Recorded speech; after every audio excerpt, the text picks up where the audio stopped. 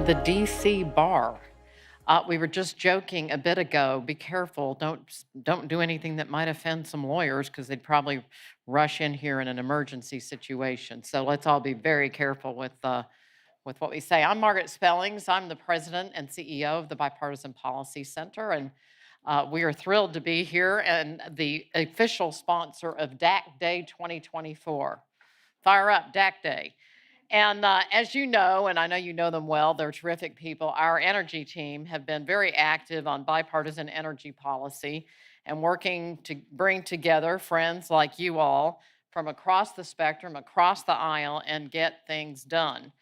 In particular, we have been working on permitting reform, there's sand, natural climate solutions through our Farm to Forest Task Force. Yes, maybe someday we'll get the Farm Bill done, climate and trade, natural gas, innovation, and much more.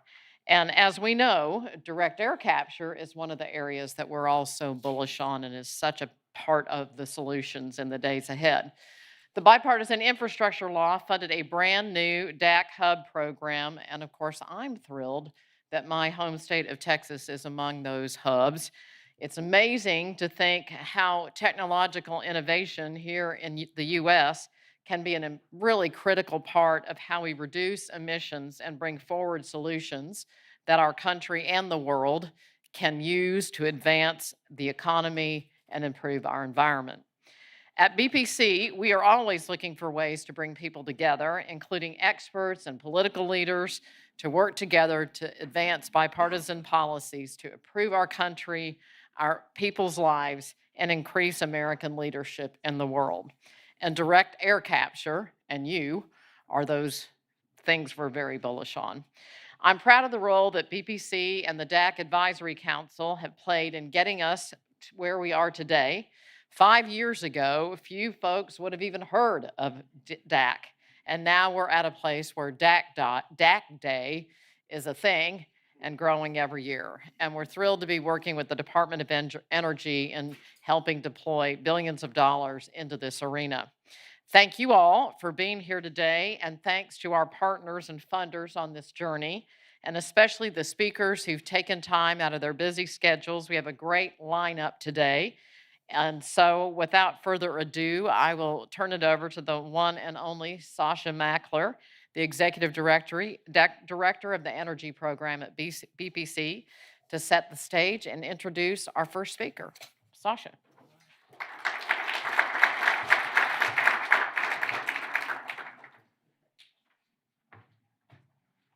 All right, thanks, Margaret. And hey, everybody, it's great to be here.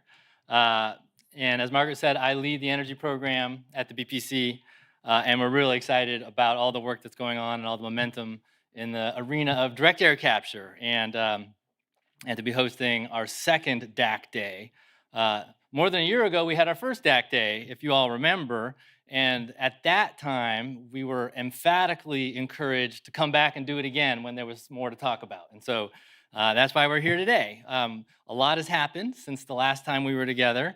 And I really have to say, I'm just continually amazed by the energy and the enthusiasm that we see from this community. And I think it has a lot to do with the combination of the mission and the opportunity that is sort of combined and wrapped up in this whole opportunity around direct air capture and CDR more broadly.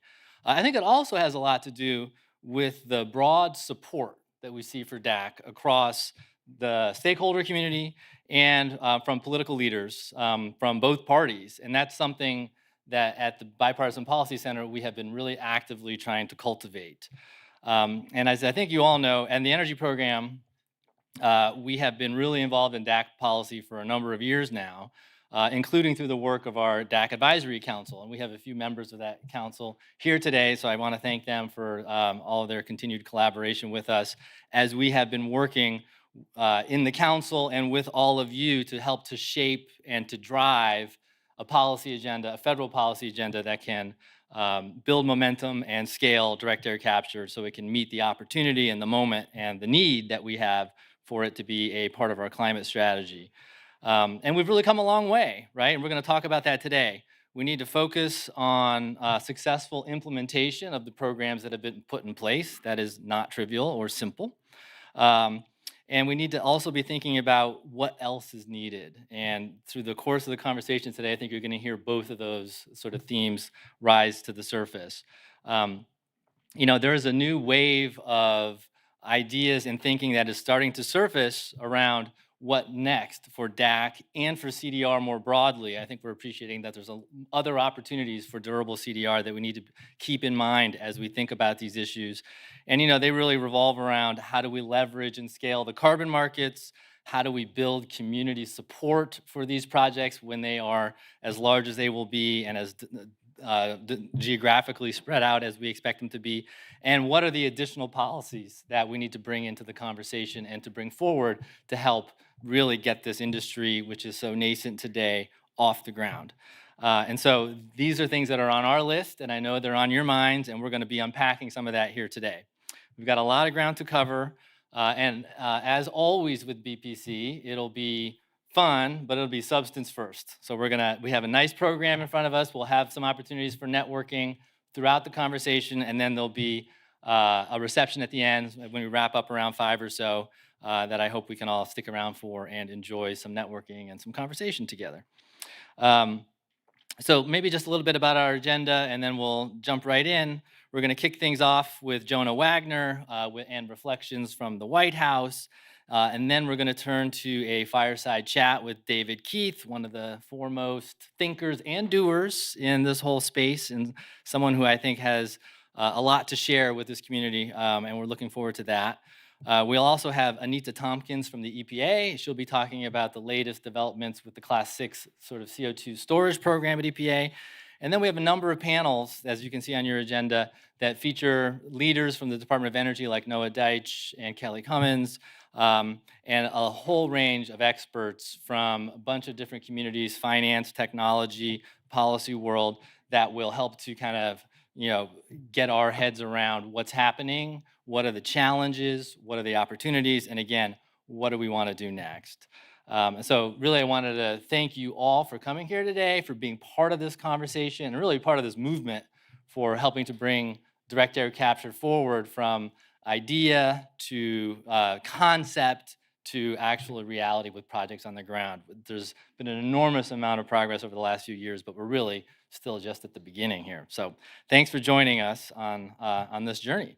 And I want to thank the DC Bar for hosting us. There have been a few changes to the schedule today, just as when you're pulling something together, there's some moving pieces. And so I think one of the panels will move up, and Anita will follow that panel. So just a heads up on that. And we've had a couple of our speakers call in sick, so we will work around those constraints. So and our moderators will let you know how that shapes up. So without any further ado, I'm going to introduce Jonah from the White House. It's a real pleasure to have you here, Jonah. He was recently appointed the Principal Assistant Director for Industrial Innovation and Clean Energy in the White House, Office of Science and Technology Policy, where he's supporting the Biden administration's plans to accelerate clean energy deployment.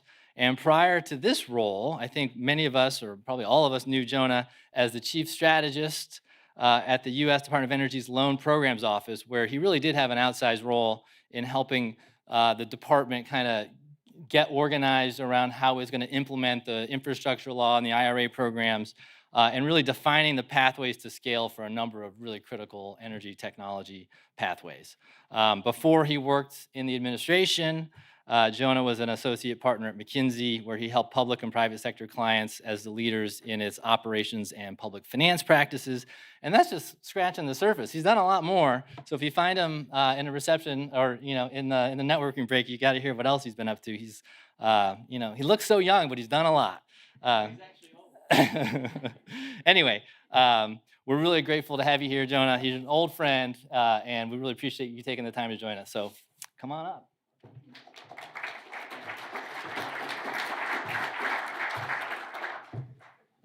Thank you, Sasha. And thanks to the Bipartisan Policy Center for inviting me to speak, and for hosting, and to the bar, DC Bar, for hosting this timely event. So I'm Jonah. I lead our clean energy work at the OSTP, Industrial Innovation Team.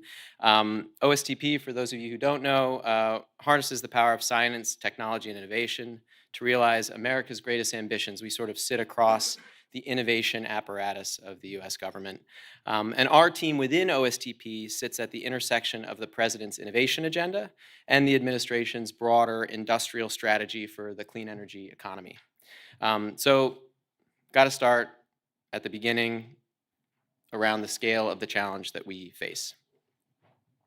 In the 1980s, the US experienced, on average, $1 billion disaster every 4 months. That's in 2023 dollars. Now there's a $1 billion disaster on average every 3 weeks.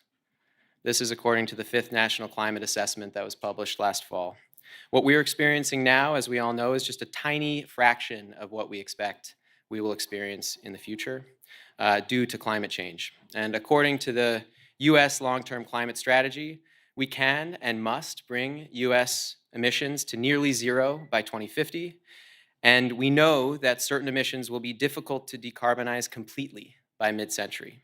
So, we need to scale up engineered and natural carbon removal solutions to at least 0.5 gigaton annually by 2050, which is about 10% of today's emissions, and it could be quite a lot more.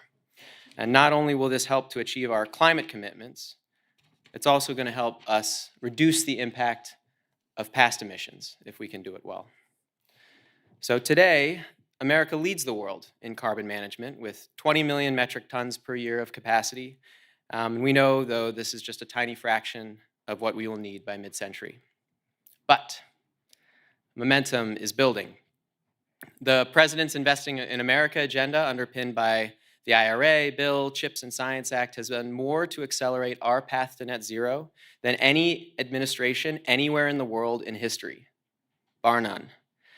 These investments are building a clean energy economy that creates opportunities for all Americans, lowers household energy bills, creates good-paying jobs, and advances environmental justice, all while strengthening our national security and competitiveness. And what's cool about it, even though a lot of these laws have only just taken hold in the last year, and some of the guidance is still moving forward, it's working. Like, it is definitively working. Since the start of the administration, we've seen cumulative clean energy investment announcements reach the capacity equivalent of 50 Hoover dams. Over that same period, inflation-adjusted spending on the construction of manufacturing facilities has doubled.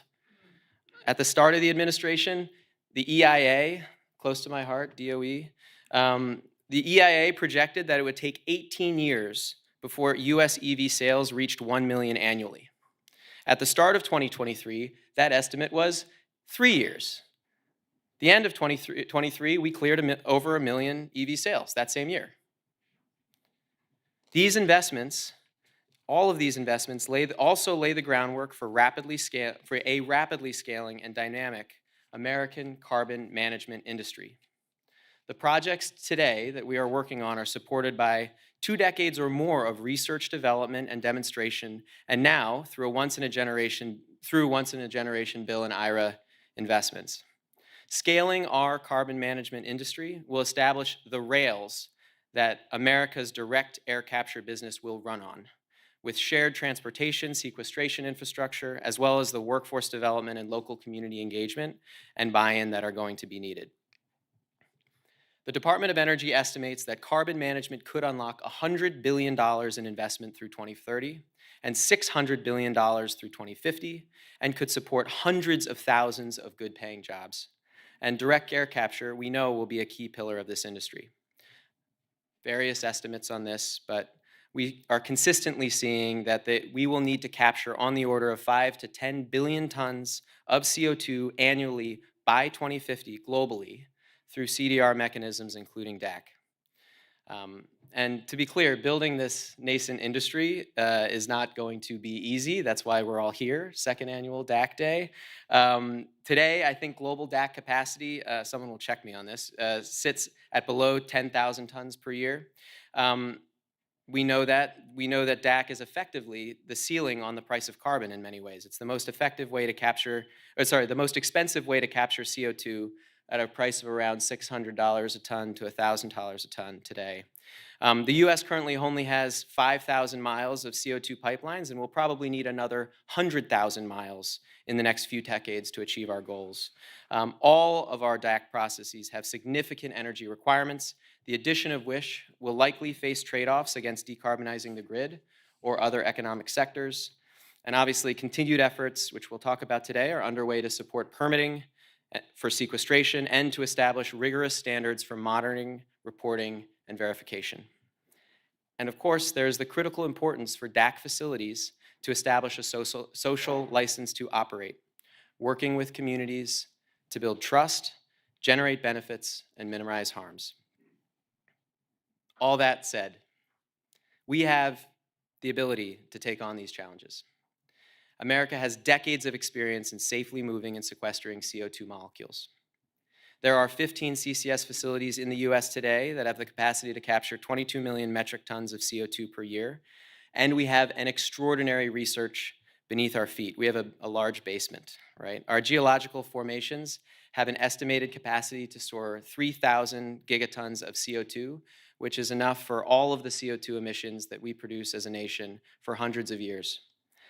We also have extraordinary engineers, geologists, entrepreneurs, innovators working on these problems and moving them forward, and we are developing and supporting the best technologies at the forefront of this industry. The administration is pursuing an all-of-the-above strategy with a whole-of-government approach to DAC and to CDR. The IRA establishes the largest incentives for carbon management in the world through 45Q, creating revenue certainty for a decade or more moving forward.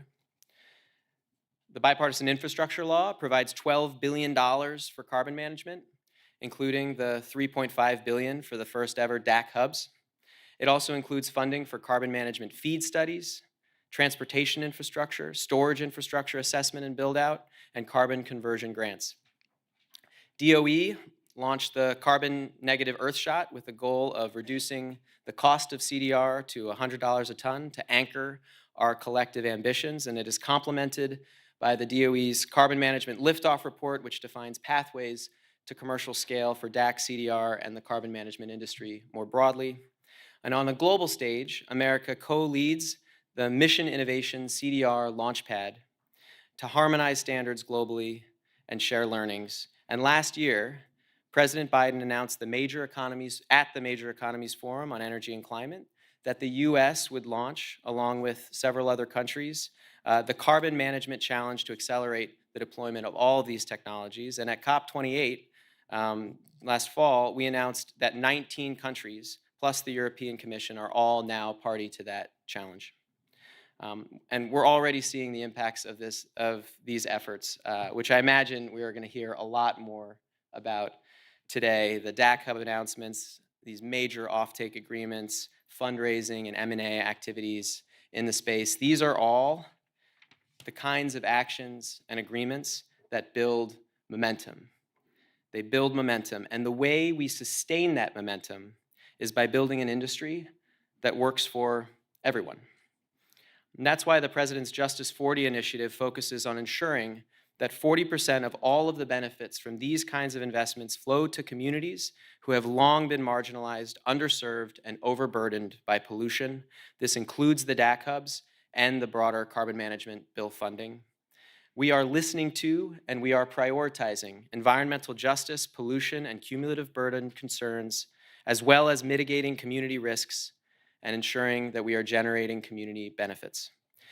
Community buy-in and community benefits, to be clear, are not just the right thing to do. And coming at this from a loan programs person prior to this, these types of agreements de-risk these early projects and help to accelerate their path to scale.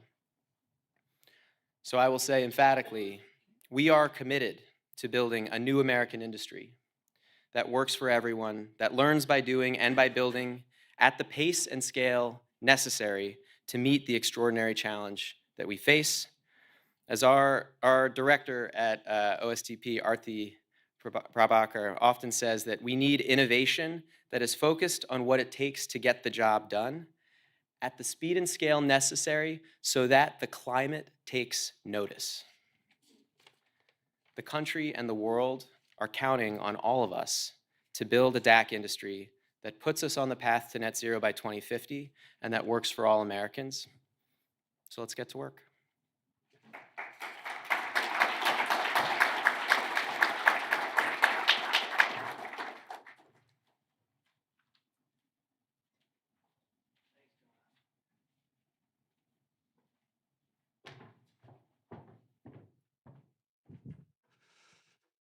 All right, thank you, Jonah.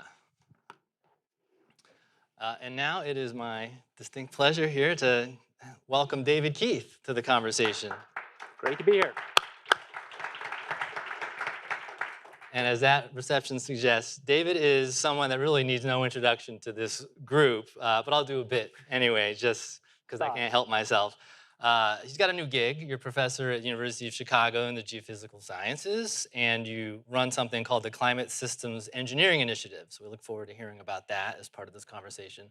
But beyond that, David has had a long, productive, and influential career in a range of topics that really sit at the interface of science, energy technology, and policy. You've hung your hat at Harvard University, University of Calgary, Carnegie Mellon, and you've played some, I think, pretty influential roles advising groups and people such as the US government, Bill Gates, and even some of the projects that we've hosted at the PPC. So we're happy to have you back with us today.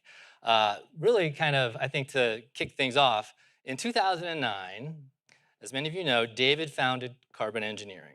And you and I go back kind of to even before those days. And I remember when CE was really kind of just a twinkle in the eye and something we talked about over coffee back then.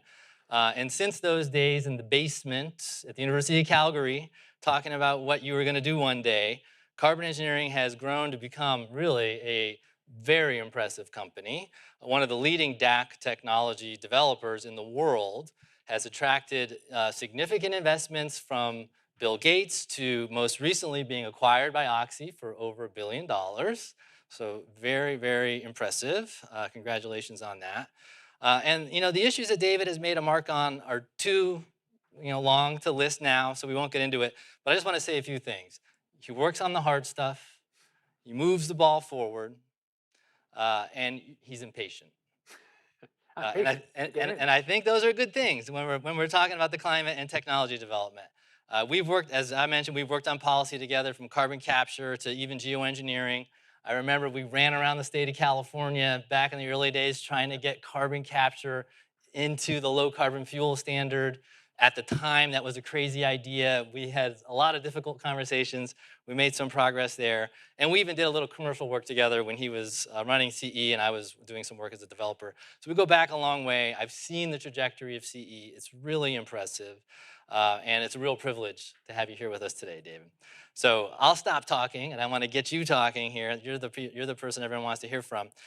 Why don't we start with, can you tell us a little bit about the early days of Carbon Engineering, how you came about founding the company, what you were trying to do when you were thinking about that, and really, what were your goals, and did you ever imagine where you would be today when you started that journey? So tell us a little bit about that. Well, it started with skepticism, I'd say. So I was at Carnegie Mellon, and we had a pretty serious effort looking at carbon removal, CCS technologies, both regulation of injection and CCS and electric power markets. And so I probably started that around 1999. And then in the early 2000s, there was a larger effort there with a range of different faculty at CMU.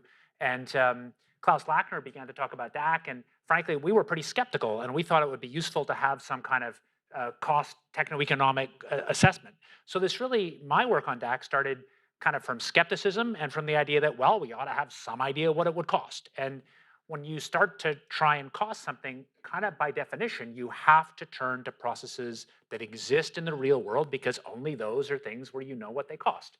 So in order to cost a technology that doesn't exist yet, you have to string together some kind of design that's not totally implausible, that as much as possible is out of hardware that actually exists now. So that process kind of started as an academic exercise first at CMU, and then when I came to Calgary, it kind of was going on in a kind of academic way. Then we had some money from Bill Gates, not investment money, but just kind of money to do stuff that we wanted to, and I hired some postdocs. So that kind of was going really in that assessment mode. And I'd say we weren't thinking that much of making it into a company. That really changed in a way. There was one guy, a guy called Bob Cherry, who not the perfect guy. He'd both worked at national labs and worked in ARCO and chemical engineering industry, actually knew how to build plants. He was spent the summer with us kind of beating us up. I invited him to come tell us all the ways our design was stupid, because at that point we had a kind of beginning of a chemi design. And he saw a lot of ways our design was stupid, but at the end of the summer, he said, there's nothing fundamentally crazy about this. You guys could actually just start going down the road to develop this. And that was what made me think maybe we should do it. And then in a kind of weird company formation way, we had a kind of meeting at the Calgary airport with a range of people, including like Peter Eisenberger and Julio Friedman were there, and a guy who's one of the leading venture capitalists in Canada who said, if you have to do this with venture, don't do it. So we didn't do it with venture. And then from that, we founded the company. And so, say a little bit about carbon engineering, not Yeah. science, Yeah. right? You're a scientist, but how did you sort of, like think about the actual development of a product? So I'm a scientist, but I had a lot of experience building hardware. So I'd Okay. come out of different kind of hardware build experiences. So I think certainly managing teams of 10 or 15 people building hardware was something I felt like I could do. So from the beginning, we were really focused on building hardware. And I'd say the hardest challenge, I think this would be true for lots of startups now, maybe not quite so much, is getting access to what the real cost and performance data is of pieces you know. Because the point is, you start to string together things. It's easy to build an Aspen model, but if you have some individual thing, a turbine or a heat transfer, whatever it is, you can't just, it's a tiny company, call these people up and get the time of day. I remember early on, we were thinking about air contactors from the beginning, and I remember early on, some of us flew to SPX, which is a company that owned one of the big air contactor operations, Marley cooling towers. And we just had to jump up and down to persuade them it was worth taking a minute's time with us. And from their perspective, why should they take a minute's time with us? It seemed bizarre that there'd be any business that was significant. So that really is the challenge, because the central thing here is to understand the cost and performance of the unit operations so you can string them together and figure out what piece you need to invent new to build something that works in the real world. Yeah, no, it's really, really interesting. And so, maybe moving beyond how you were approaching the technology, how did those initial conversations with investors go? How did you bring in the capital to do this? And then how did that change over the trajectory of CE? Completely. So at the beginning, it really was kind of me. So the original money raise was $3 million. I had no idea what I was doing. And I think the main thing I did is tried to find people in my kind of network of friends and associates who actually had some company experience, because I knew I didn't. And it helped that we had this connection with Bill Gates, but it's not like Bill automatically writes checks. And also there's ways in which people assume that if he's writing the check, that's philanthropy. So we wrote this very Bill-focused original pitch, which was filled with all the ways we could fail and off-ramps that we could sell salvage value of the company if we innovated something that was useful to pulp and paper, because there's a link to the pulp and paper back end. You can actually see that pitch. It's now part of a Harvard Business School case with a few redactions. Oh, interesting. So I mean, it was complicated and lucky. I'd say one of the first real connections, I mean, Bill said he'd put in, I don't think it's any big secret, $1.5 million if I could raise the other $1.5 million. These are Canadians. We're not talking very much money. And I think the key was a guy called Murray Edwards, who's just a brilliant innovator, business innovator in the Canadian oil patch world. A kind of guy who started as a Saskatchewan lawyer with nothing and ended up being one of the richest guys in Canada, kind of getting in and out of the businesses at just the right time. And I think he wanted to support stuff at Calgary. And also, I think he really believed there was a climate problem and that eventually some of these things would matter.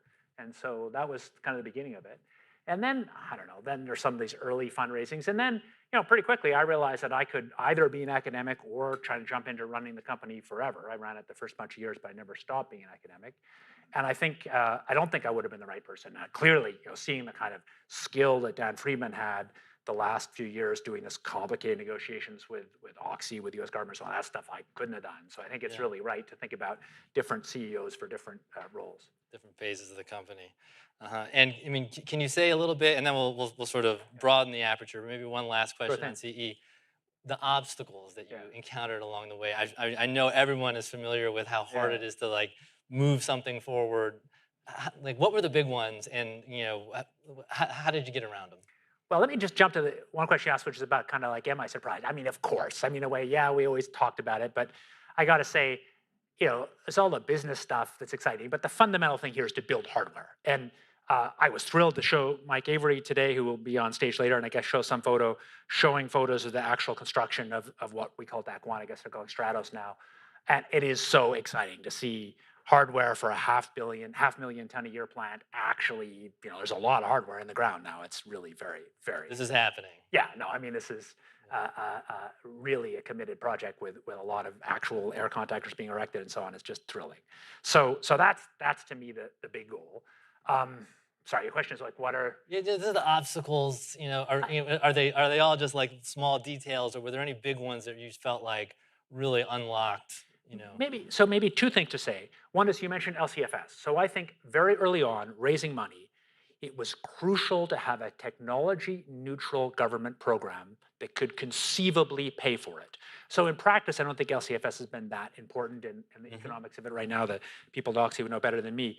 But very early on, when it was my job to raise money, us being able to point to LCFS and say, in principle, we were allowed in LCFS, because the whole point here is that LCFS was not, of course, designed to promote DAC. It was a technology neutral platform with a high price. Yeah, had a lot of and us being able to point to that was really important in allowing investors who, these are investors who knew they were taking a big risk, but they need to have some idea that money could be made, and showing them that pathway, I think, was really, really important. Really, I'd say the central business decision that was hard and unclear, and I think there's ways we actually really made mistakes, was what is the right sequence of scales in pilot plants.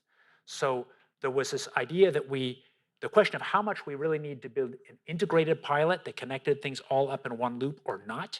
And so we made a big bet, kind of middle of CE's life, I guess, to build the pilot. The pilot before the pilot, many of you have seen in photographs at Squamish. And we decided to do some integration. And in hindsight, I think I question that decision. I think it might have been the wrong call.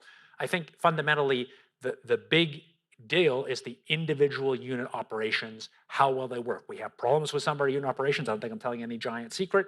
We've worked on a lot of them. But I think in hindsight, the idea that we needed to kind of demonstrate to outsiders that there was a closed loop, I think we were kind of influenced by the skepticism that DAC was possible at all. And so we felt we had to show a closed loop that worked.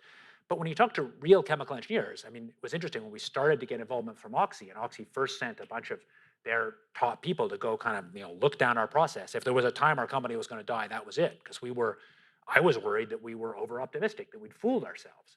And here were guys who'd really, mostly guys, some women, who'd really built large projects in the real world, had experience, and they found problems, but fundamentally they felt what we were doing was not crazy. And I think if we'd had more confidence, we might have put relatively more effort into the individual unit operations and not worried so much about when we built and integrated. But I think that's the key question, is how big a pilot at what stage? Because pilots in small companies, we need pilots. You've got to build hardware. But exactly what you're trying to test and what scale of hardware and whether you're demonstrating it to really drive down the actual technical things that concern you, or because you think investors need to see it. And obviously in a company, you've got to do both, but it's a dance, because what investors think they want and what you really need to drive down risks are not necessarily the same thing. It's really interesting. And I know that's a topic of conversation that's running through a lot of these technology developers' minds right now. So thanks for that. Okay, we'll take off the carbon engineering hat. Thank you for that. Let's think a little bit more, or talk a little bit more broadly now, just as you think about the climate space, and you're working at University of Chicago, and DAC and CDR. Love to hear your thoughts. I know you've been thinking about this a lot. How does DAC compare to other CDR pathways? How does it fit? Where do you see this whole arena going? Yeah, so great time to ask. It's kind of fun for me to jump back in. So a lot of my focus, other than, I'm not involved in carbon engineering anymore, but up until just a few months ago, was sort of CE as a sideshow, but one I care a lot about, and then my main work on solar geoengineering. But taking this new job at UChicago, it's really exciting. So just to put a plug, UChicago is the kind of first time a top research university has really said they're going to create a major field, essentially, in what we're calling climate systems engineering. So we're going to hire like 10 faculty. It's really quite exciting thing. What fits in climate? So yeah, so for us, it'll partly be iterative, but what fits is open system carbon removal, meaning enhanced rock weathering, ocean alkalinity, and other things, not DAC. which I think is very important, but I have some biases that think DAC is less usefully done at universities and better done at businesses. So I felt it was right not to have that. And also it avoided my conflict of interest a bit. So not DAC, not because I don't think DAC's important, I do, I'll get there, but open system carbon removal, and then solar geo, and then some of this ice sheet intervention stuff. So that's the scope. Okay. And how that works will get determined by who's hired and iterative. The central job I have in a way is a generational torch pass. So my job is to try and now not do my own research so much, but hire new faculty and researchers and kind of get out of the way. But we've been running, it's been fun for me to dive back into the carbon removal space in the last really 6 months. And we ran a really interesting workshop, to me anyway, with kind of bringing together people from the business side, some people many of you would know at Frontier, and some people from the US government, with people working on both enhanced rock weathering and ocean alkalinity. And people often think about those as different, but of course they have the same end goal, which is to take rocks that are strong bases and weather them to make cations that are in the ocean, things that balance the carbon and remove the carbon permanently from the atmosphere. That's the kind of fundamental goal of both pathways, and I think it's worth comparing those pathways with respect to their environmental impacts, side effects, and costs. So that's what we're sort of starting to try and do. And I think, I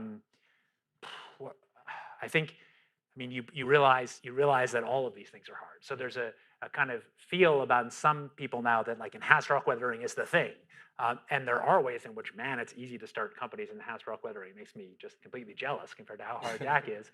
But when you start to dig into it, there are all sorts of deep challenges about metals mobilization, contamination, about reverse weathering. There's a whole set of challenges that make it probably not as easy as it appears.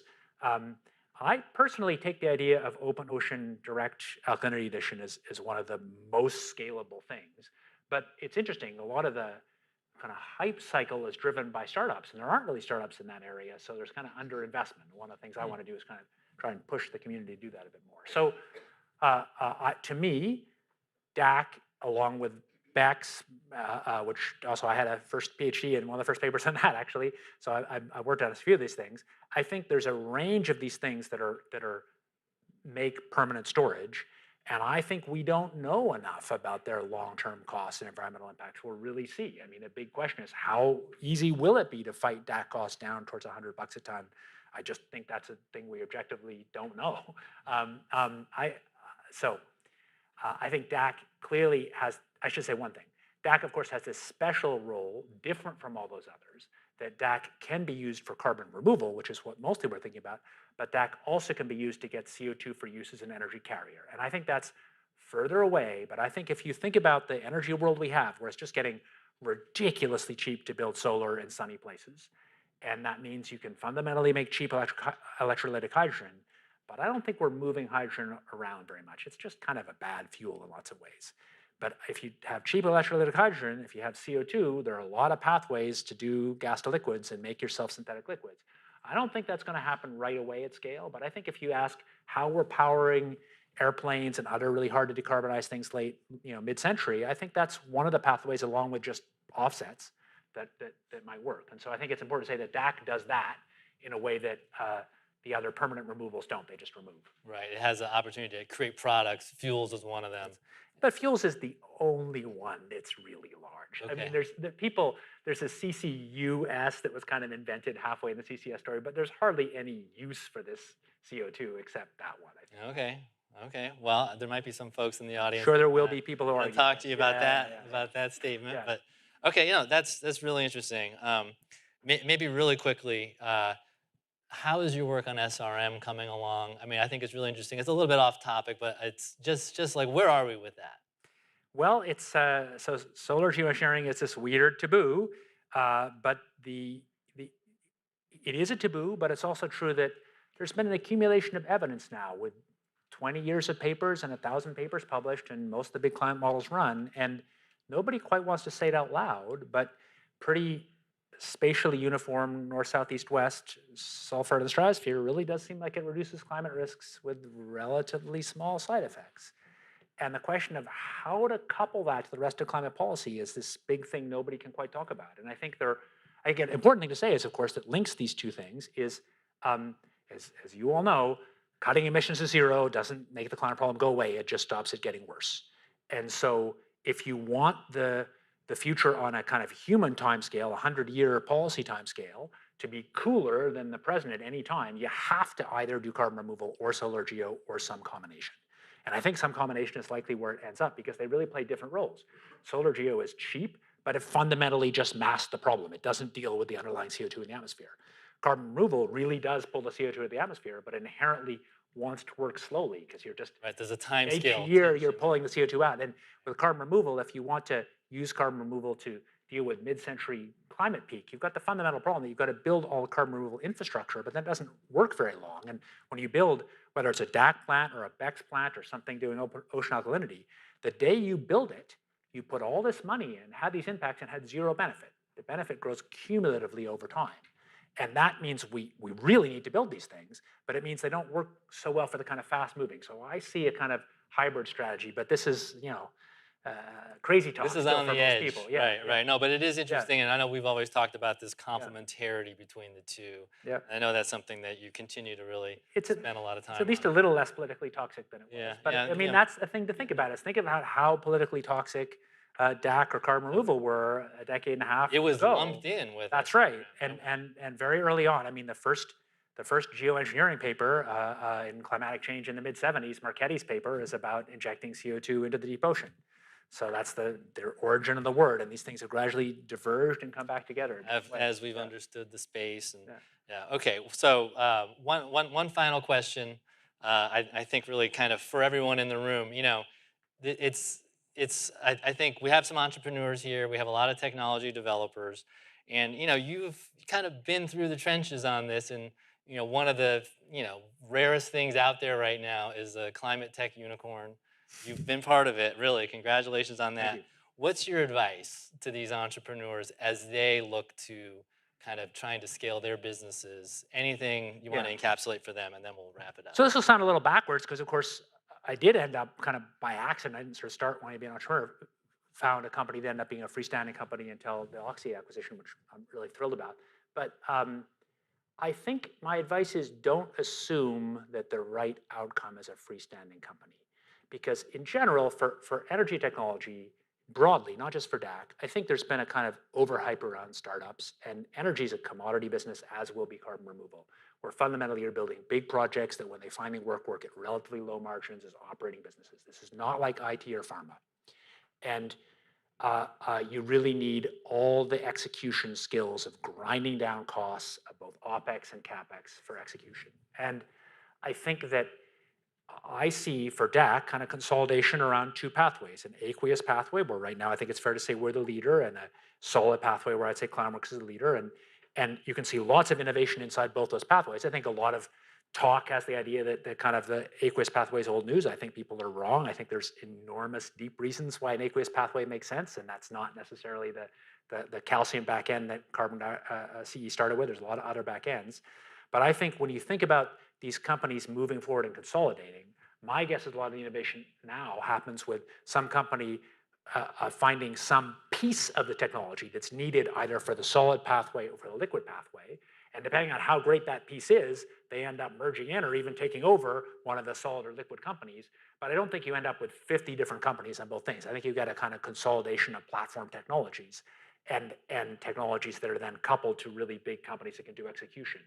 And I think, so my advice is maybe you have to tell your investors you're going to be the freestanding company, but think a lot about what is the key value added piece of the pie that really can be built into one of these platforms that ends up winning. Thank you, David. David Keith, everybody. Thank you.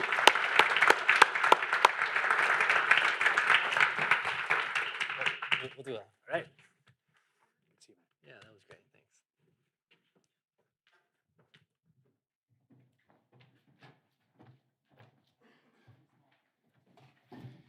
Happy DAC Day, everybody. It's really the happiest day of the year.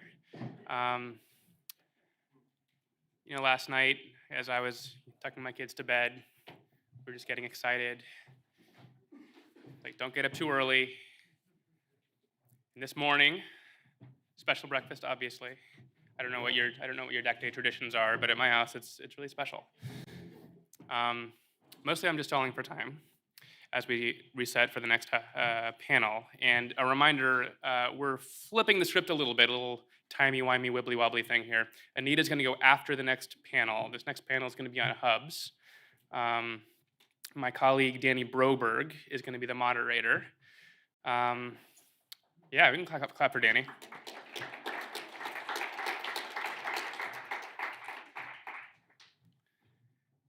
And so we're gonna do this panel on hubs, and you guys can go ahead and start moving on this way. After that, we're gonna have remarks by Anita from EPA, and then I think after that is a break. So that's what's coming up next. Thanks everyone for being here.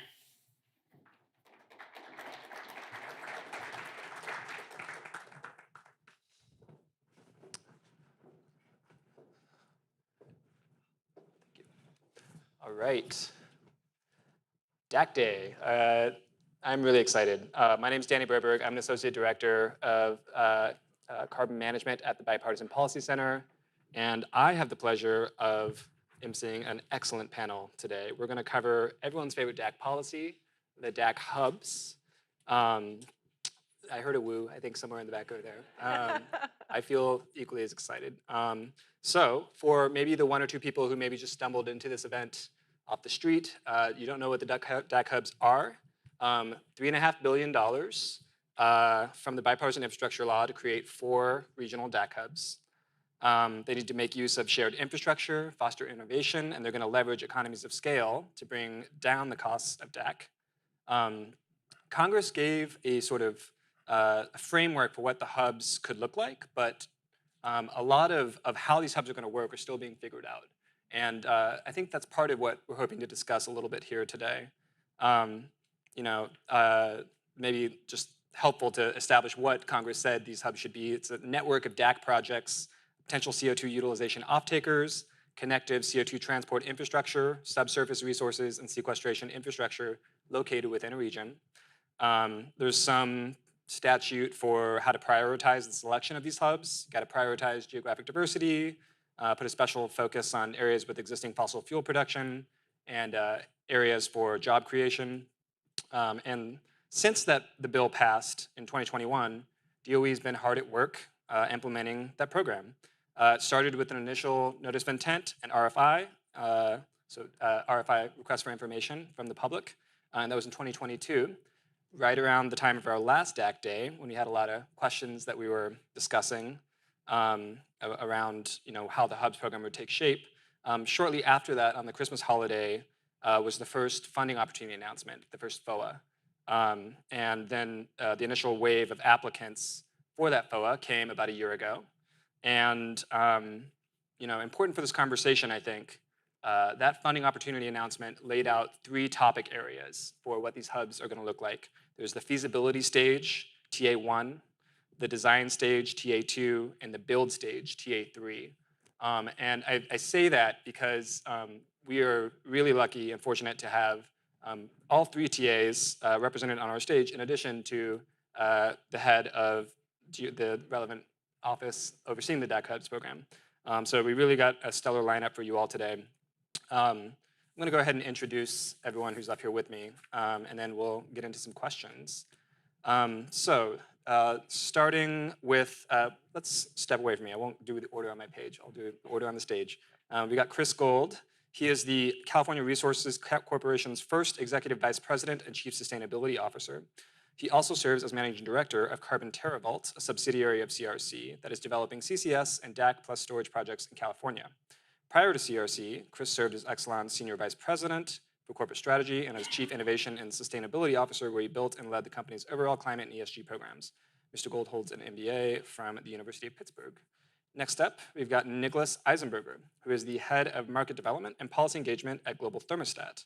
Over the past few years, he's led efforts to raise around $100 million to launch the Carbon X Prize and founded the Circular Carbon Network with the X Prize Foundation to accelerate the flow of capital and commercial activity in the sector.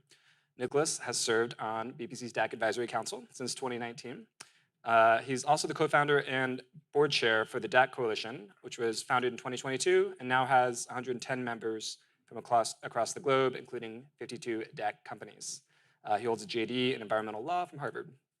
And next to you is Kelly Cummins, who is the acting director for the US Department of Energy's Office of Clean Energy Demonstrations, in charge of the DAC Hubs.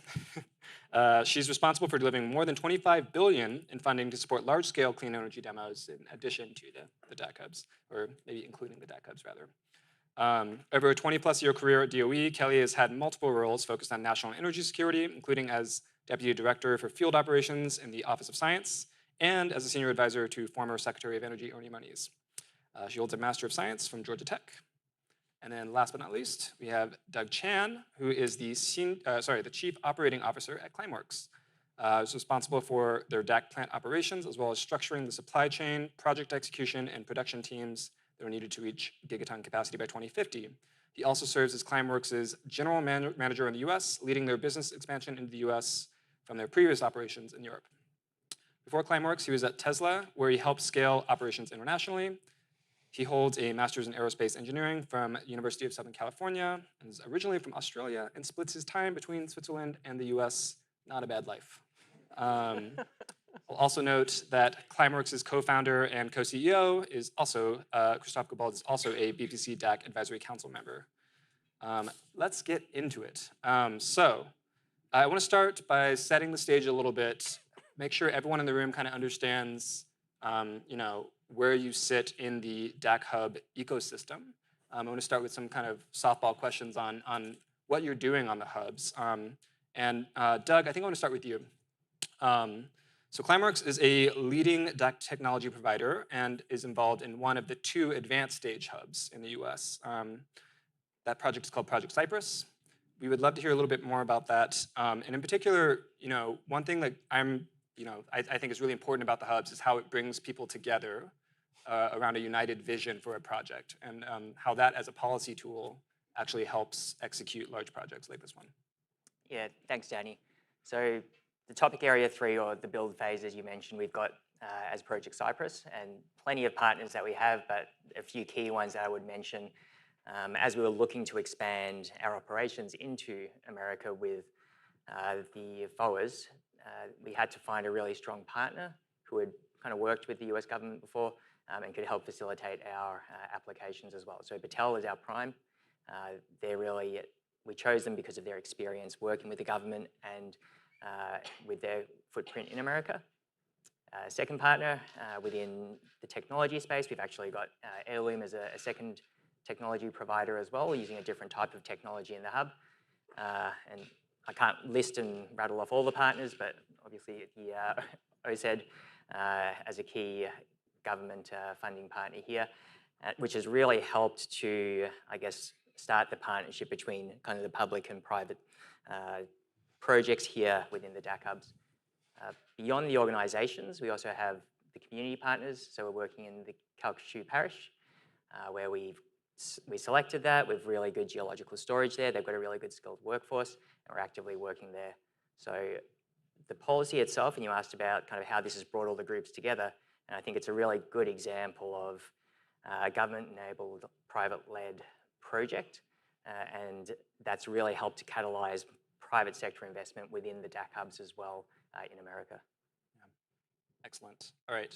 So Louisiana, let's jump over to California now. Chris, California Resources Corporation has assembled a consortium of organizations in California. Love to hear a little bit more about that hub. In particular, another aspect of the hub's policy that we like to talk about is the shared infrastructure component. Would love if you could comment on that as part of your hub vision. Yeah, absolutely. So Carbon TerraVault leads with our business proposition is around sequestration.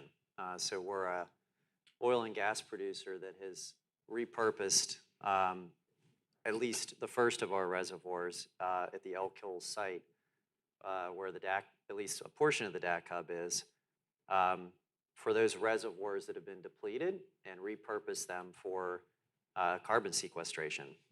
So it's essentially pore space that's been vacated that can be repurposed to take CO2 from industrial sources or removal technologies to do it. So in that, there's shared infrastructure beneath the ground itself, right? It's often thought of that the infrastructure, you think of the facilities and the transportation, and that's all true. we do have that as part of our hub concept, but we've really advanced the sequestration component almost in parallel with that concept. You can think of it as a warehouse, right?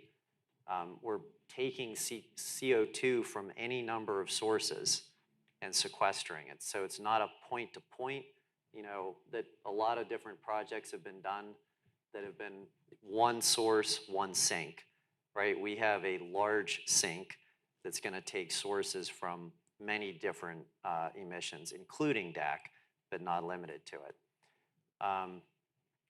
So that's our example of shared infrastructure, and obviously within that, above ground, you have the transportation component of it, and you have the different DAC technologies. We're partnered with Climeworks as a TA2 applicant, and Avnos, which is another California-based DAC company. Great. Excellent. And Nicholas, let's move to you now. So I believe Global Thermostat's involved in 2 feasibility stage hubs. What opportunities do you see for those hubs and, in general, the hubs presenting to DAC companies across the TRL spectrum?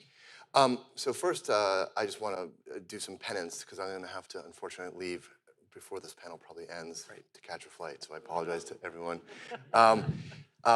So in penance, I just want to thank BPC for really leading the charge on this much earlier, as you noted, than almost anyone else, any serious national institution, Washington institution. Just you and Zan and Sasha and the whole team have been incredibly supportive and I think have delivered for us. So thank you. I also want to thank David, I don't know if you're still here, David Keith, your pioneering work. Thank you for mentioning my father's work as well. And also Dr. Klaus Lackner, scientists and physicists who really, using first principles, saw this opportunity and started doing something about it. As well as just very quickly, some other people who've really been responsible for getting us and are in the room. Nikki Batchelor at X Prize, you mentioned the X Prize. That was a major effort to kind of bring attention to carbon management, carbon capture, and utilization. David Crane, our undersecretary, played a significant role in that. My colleague Jason Hockman here, the director of Capture Coalition, which is really trying to help grow this ecosystem. So this is a team effort, and all of you who I didn't mention, you're here, and I still pinch myself when I see a room like this. It's incredible. And the BPC is largely responsible for that. So to your question, so we are,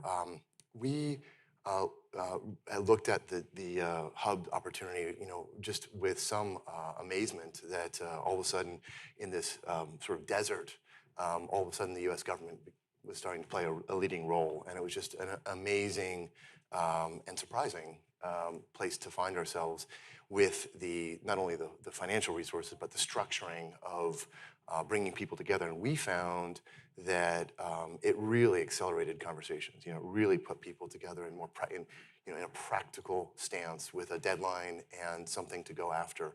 So I want to thank the DOE for that and the administration and Congress. So in addition, we wanted to really think about how do we engage with the process in a way that accelerates and doesn't slow down our commercial trajectory. It's very hard, and I think the DOE did an amazing job of trying to integrate these things, but it's just impossible to do it perfectly. So we thought about how do we make sure that we can remain nimble and entrepreneurial and sort of focus on our immediate commercial objectives, which are getting more turns on the technology in the field as quickly as possible. So we chose to do a feasibility study. We have a great partner. I think some contracts are still to be completed. So, but assuming all that goes well, with Northwestern University for Midwest DAC Hub, Constellation Energy, Siemens, Total, and others, Argonne National Labs, to really look at the opportunity to integrate nuclear and DAC. And that's very exciting to both on the regional level in the Midwest as well as on the low carbon energy source. And then we're also working with the Southern State Energy Board, one of our licensees, Air Capture, partnered with them and others, and Southern Company on a TA2 actually, so on the FEED study.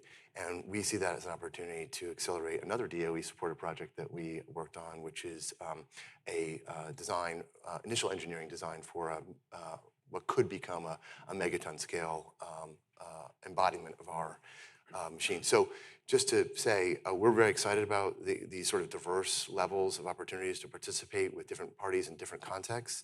And going forward, I think our focus is how can we work with the DOE and these programs and then the next FOA in a way that continues to focus on how do we and others in the field get turns on the technology at as quickly as possible.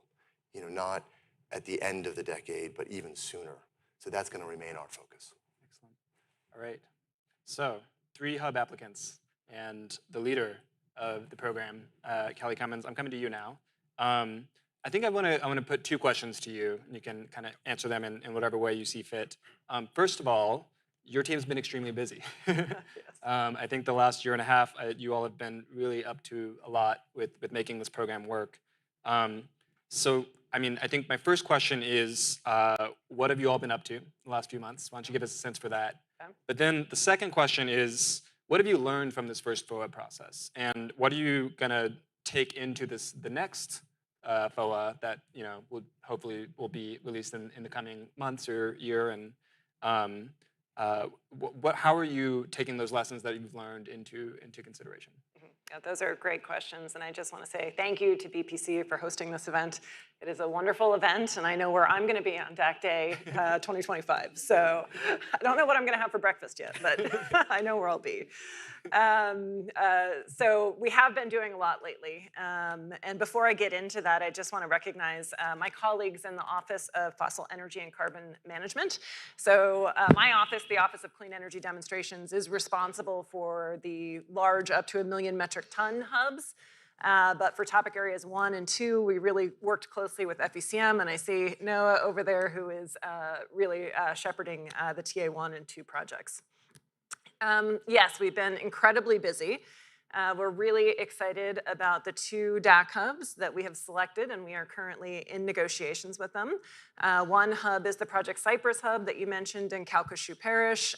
Very happy to be working with Climeworks, with Heirloom, and with Battelle as the prime. We're also working with 1.5 on the South Texas DAC hub. We have not kind of lost a beat. We've been doing negotiations, and we're hoping to get both of these projects under award in the very near future. I think many of you know that the Office of Clean Energy Demonstrations is really trying to accelerate these clean energy demonstrations to buy down the risks that will help accelerate the wider deployment of these technologies and do it in an equitable way. And so in addition to the DAC hubs and what we've been doing to get these under award, we've also recently announced lots of other projects. So we just announced carbon capture pilots on Friday. Large-scale carbon capture demonstration projects a couple of weeks before that. And we have a lot of announcements coming up in the next couple of months, including $6 billion worth of industrial decarbonization, which can also include carbon capture, and projects in rural and remote areas, as well as projects on current and former mine lands.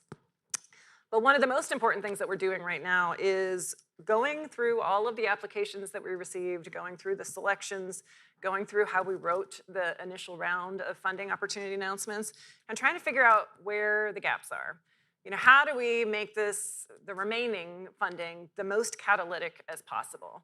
And so one of the things that we've noticed is that there is still a gap between the entry point for the large-scale hubs and what is being funded either through our Fossil Energy and Carbon Management Office or through our National Energy Technology Laboratory with some of the smaller scale, earlier stage projects. So in the very near future, we are aiming to ask the public about how we potentially fill that gap.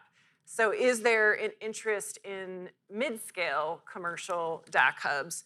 Basically, can we prime the field to prepare people to be able to apply for those last 2 remaining DAC hubs? And so we'll be seeking input on, first of all, whether this is a good idea.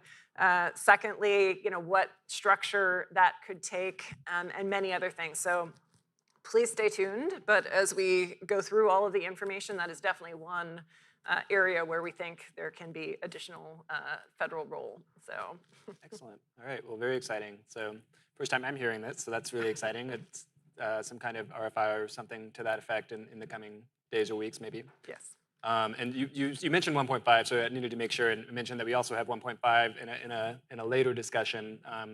Michael Avery, the president of 1.5, is over here for discussion in about an hour or two. So that was a great transition to how can we improve, how can we anticipate challenges and get ahead of them.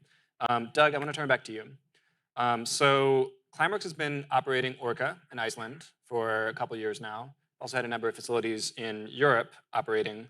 Your team has some very real-world experience with actually operating these plants, as well as constructing them. As you're looking to deploy in the US, what challenges are you anticipating for permitting, constructing, and actually operating these things at the megaton scale? Yeah, I think operations, and I think that's why I like the role I have. It's actually been nice to take a step away from operations in the last 3 days. Jumped on a plane from Iceland, where we're going through commissioning and startup of Mammoth at the moment, to then actually spend some time here the last couple of days with quite a few people here and speaking with the greenhouse gas removal initiative at the Bezos Earth Fund. But kind of looping back to the challenges that we see within operations, yeah, we've actually been running pre-Orca. We also had a commercial facility in 2017 that was running in Switzerland. And what we've been able to do is take a lot of those learnings from operations, which you just can't get from the lab, from the prototypes, and really start developing that transfer of knowledge from research and development really into practical application. So we've taken all those learnings, improved at Orca, and we're taking those same learnings to improve at Mammoth, and then similarly bringing those learnings into Project Cypress as we keep moving ahead. So that's on the operational side. You mentioned construction. Maybe I'll touch on, everyone thinks about construction as kind of moving gravel, pouring foundations, putting up steel, but maybe external to that, some of the dependencies that we have are actually posing some of the kind of more challenging construction challenges if we look at the development of renewable energy. So that's key for all of our hubs to succeed. And one of the ones that we find, which is not just unique to Climeworks, but also to any startup, is as we work with renewable developers, they want to see guaranteed offtake of their power, right? So these power purchase agreements need large guarantees or backstops. And that's a non-technical challenge that we've been working through and trying to work with the government or philanthropic organizations to come up with creative backstopping or financial solutions. And then maybe the last one, just on permitting. Permitting is a very real problem, and we've seen that, problem is actually not the right word to use. It's part of the plan that we just need to ensure that we address it as we build and develop any project. It is quite localized, and we are working with all our partners to establish really good project management plans to execute them. But maybe a unique thing for DAC Hubs or any first-of-a-kind technology is a lot of regulators or AHJ authorities having jurisdiction haven't seen like this technology before, right? So they're asking questions, and we have to address those uncertainties. So with the operational experience we have, we've got like just a plethora of testing facility data, operational field data that allows us to provide this data to the permitting bodies to help kind of alleviate a lot of those concerns. So that touches probably 3 of the challenges that I see. Yeah, so lots of challenges in front of us. You mentioned permitting, so I need to take my responsibility as a BPC staffer to mention a recent report we put out. My colleague Zan Fishman, who will be leading the next panel that happens, recently put out a report on the permitting challenge and what kinds of solutions are workable in this Congress as a permitting package is possibly still in play. So maybe put a pin in that for the first question at the networking happy hour later on. Let's transition to Chris, if you're open to it. CapEx is only part of the problem, or the challenge of what we're trying to address. The DAC Hubs funding is for capital expenditures, but actually operating these facilities is going to require some form of offtake. Let's talk a little bit about that challenge and how you were approaching it in the California hub. Yeah, So the product here being I guess until there's a scalable use is the last panel was talking about for the CO2. The product here, right, is a carbon removal credit. That's essentially what's going to make it go. The economics pencil everything, and it's sort of a break-even analysis as to what is required to make a project go. And I'm sure everybody knows that there's a market for carbon removal credits, right? There are early buyers, probably several of you are here, but the scale that we're talking about here, as the last panel said, the depth of that market, the challenge of having the offtake, just as Doug said around power, right? You know, if you're going to try to procure renewable power, somebody wants to know that there's a paying entity on the other side. It's really important. It's a chicken and egg, you know, type of thing. So the depth and liquidity of those markets, the maturity of them, is something that we're always trying to advance. And my particular piece of it is, you know, in theory, right, direct air capture can be anywhere, right? So you, all else equal, may look to place it in the place that's the cheapest, or a place where the resources, the renewable energy, the water, any of the things, the land, the pore space, everything is the cheapest. Well, I'm sitting up here from California, and I think you'd all think I was crazy if I said California is the cheapest place in the world to do business, right? You'd say, what are you talking about? That's not right. So obviously we've advanced, you know, our DAC Hub, and we think it's viable, and we think that part of what we'd like to see happen in the carbon removal market for the credits is to have recognition of local credit value.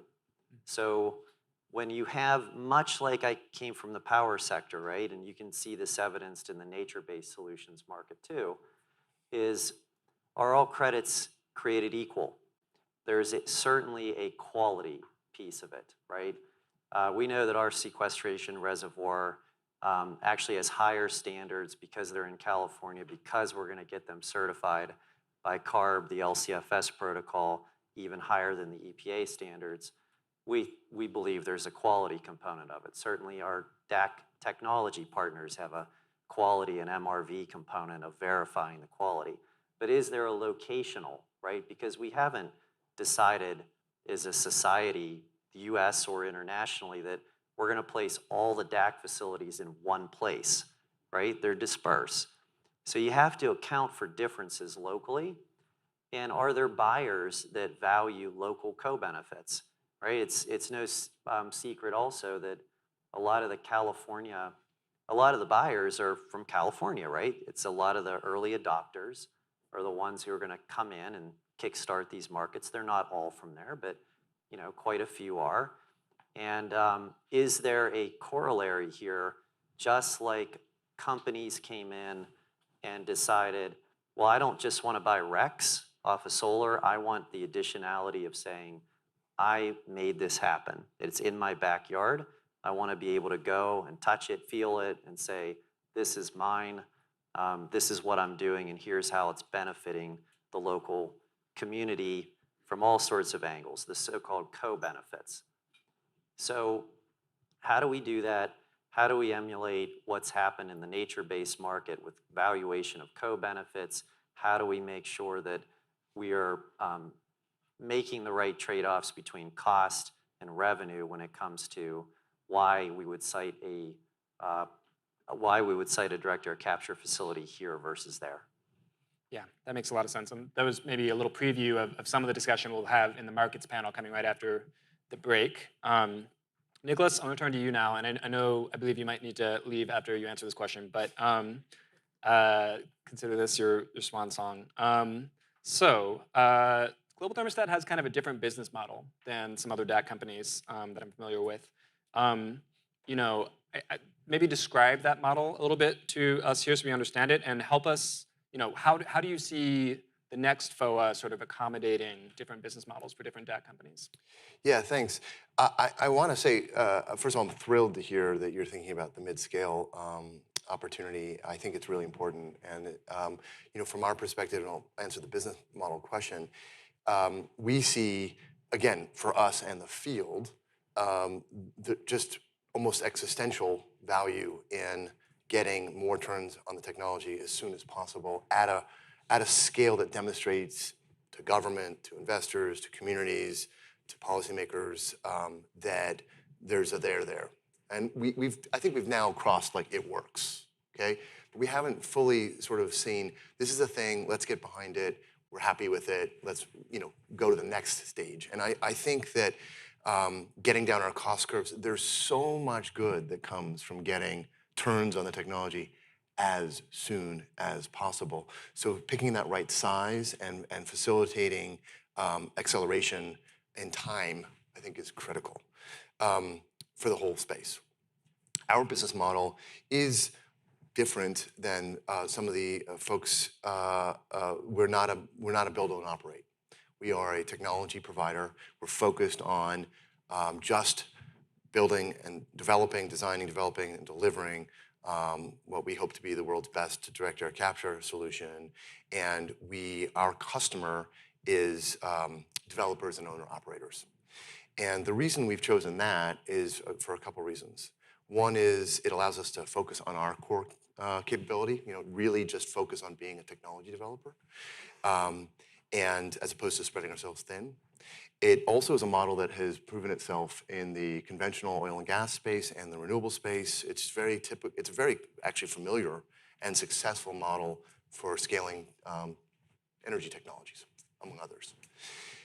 In the short term, it does present some additional complexities because we have to go find a developer or owner operator that wants to work with us to participate for something like the DAC Hubs, as opposed to just saying, okay, we'll take care of it all. And I do understand why some Climeworks and Oxy have chosen that model amongst others. We actually believe that our business model we want others to adopt it over time so we don't see it as a sort of a competitive thing. We actually think we're encouraging others to evolve into that or to at least think about that because that will create a whole ecosystem of developers competing for our respective business and looking at a whole broad variety of different projects and applications around the world. So we hope to show why it works and have others join in for their own benefit. So I think that one of the things that does that I would encourage for the next FOA, in brief, would be try to give all of us as much advance notice as possible to be able to have the conversations. Now, I really appreciated that we came out in December, get something in, let's get going. But that did require everyone to really scramble, and which was the right thing at the time. But I think the earlier we know about how this will shape and give us the ability to structure conversations with the marketplace and look for the right pairings to be able to respond effectively. I would also take a look at, since I have the mic, look at the recent CDR prize applications, because I think the things that your colleagues like and don't like in there, and we've submitted several, I think there's a lot of lessons in there in terms of like what the next scale will be. And then I would also think, going back to something that you mentioned with Chris, this capital issue is real. It's still an issue. I think we're going to solve it, but our goal collectively as an industry is to get to bankability, right? And the quicker we can get to bankability, we need more turns on the technology to prove it works, to de-risk it, and deliver returns to everybody in the ecosystem, and then billions of dollars will flow in. And so I think that in the short term, we've got a good amount of off-takes up there, both government and private sector. And in theory, they can provide an underwriting basis for capital for a project. But there's not actually that much capital that has done that yet, except for a few organizations. So I would just encourage, as you're thinking about that, how can the DOE both put its own capital, but also invite private sector to come in and join in on that. Because the more quickly we have capital that's willing to take a risk in getting those initial relatively low cost turns on the technology, the quicker we'll get to bankability. David Crane and I were just in New York at an investor roadshow trying to spur interest in all of our selected projects to get that capital crowding in. So front of mind, absolutely. Thank you. And I'm sorry, I do have to leave. Thank you so much. This is a great conversation. Thank you. My apologies. I hope you make your flight. Thank you. Oh, sorry, she wants a quick picture. In a second, we're standing for a picture. We are going to do Q&A in a second, so please get your questions ready.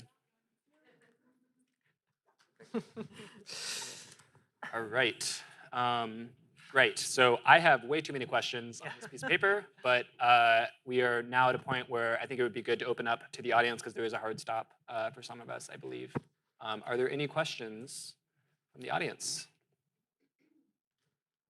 Yes, I believe. Wait for a microphone to come to you. Thank you.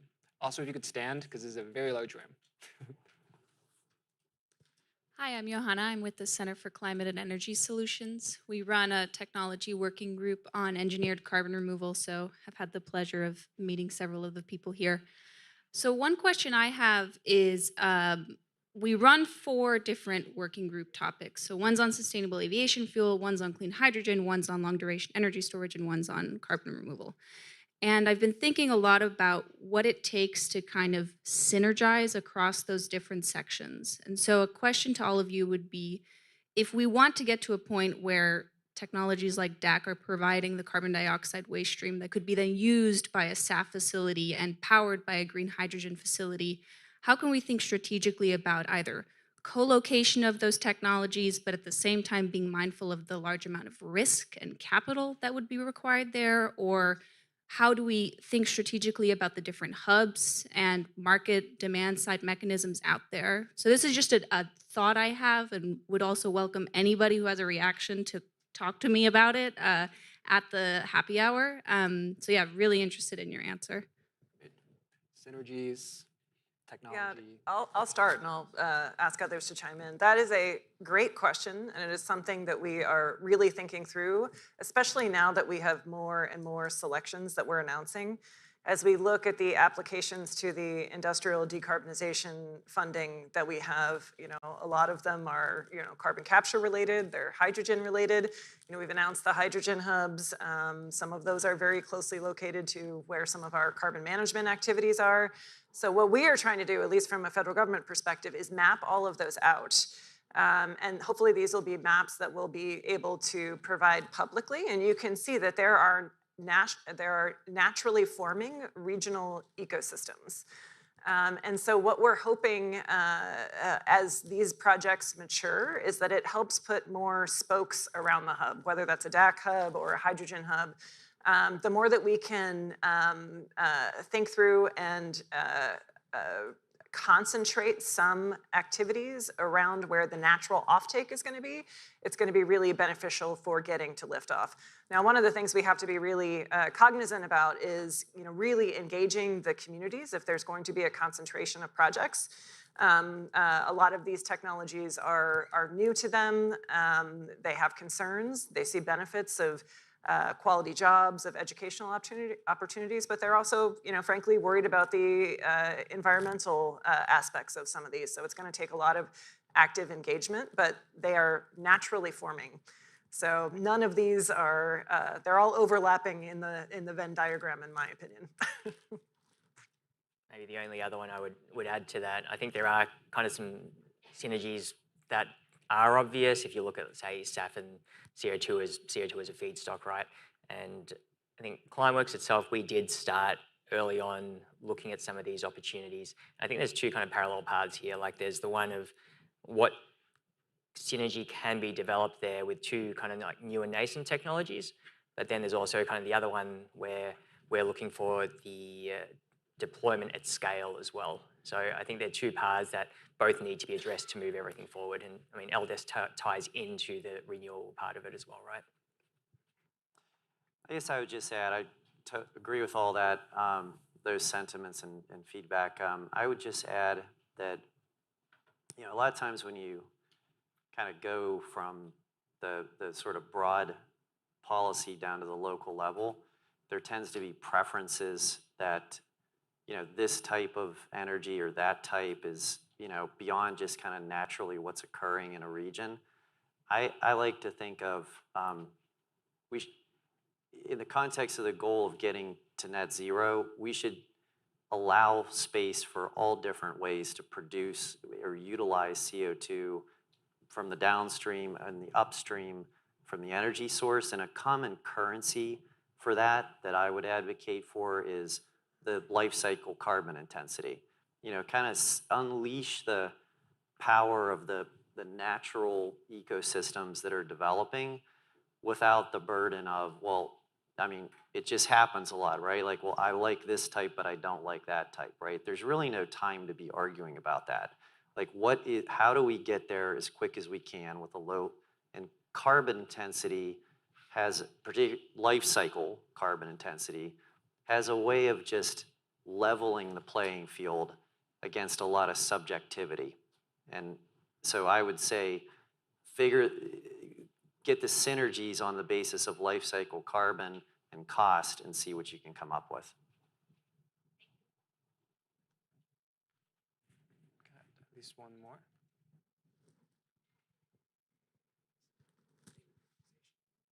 Yeah, thank you very much. My name is Christian Gever-Zeinert from the Next Gen CDR facility and the CCS Plus initiative. Actually, I have two questions, one to Doug.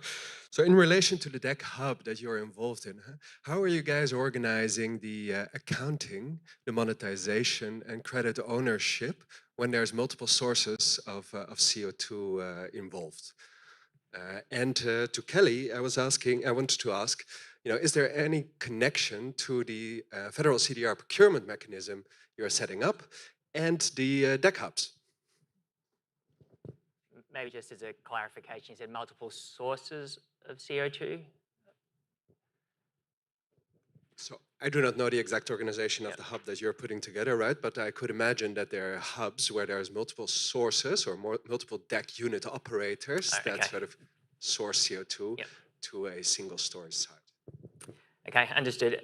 No, thanks for the question there, and I think that ties into a really important topic that is present in many people's minds within the CDR community around MRV, right? Like, how do we measure, monitor, report, and verify this? So within, and I'll speak to Climeworks as a facility itself, but the same expectations would then land on each of the other technology providers is, how do we ensure that we have the right measurement devices, the right analytics to be able to monitor what it is we produce, and then what it is that we send down the hole. And then, like you said, you've got multiple providers within a hub that could be doing that. And then on the back end, there's the actual monitoring of the well itself to ensure that, which will be done by the storage provider, to ensure that there isn't any, well, the permanence is there and there isn't any releases. So I would consider that kind of individual measurement at each of the sources, and then the final kind of like exclamation mark at the sink to know that the full permanence is there.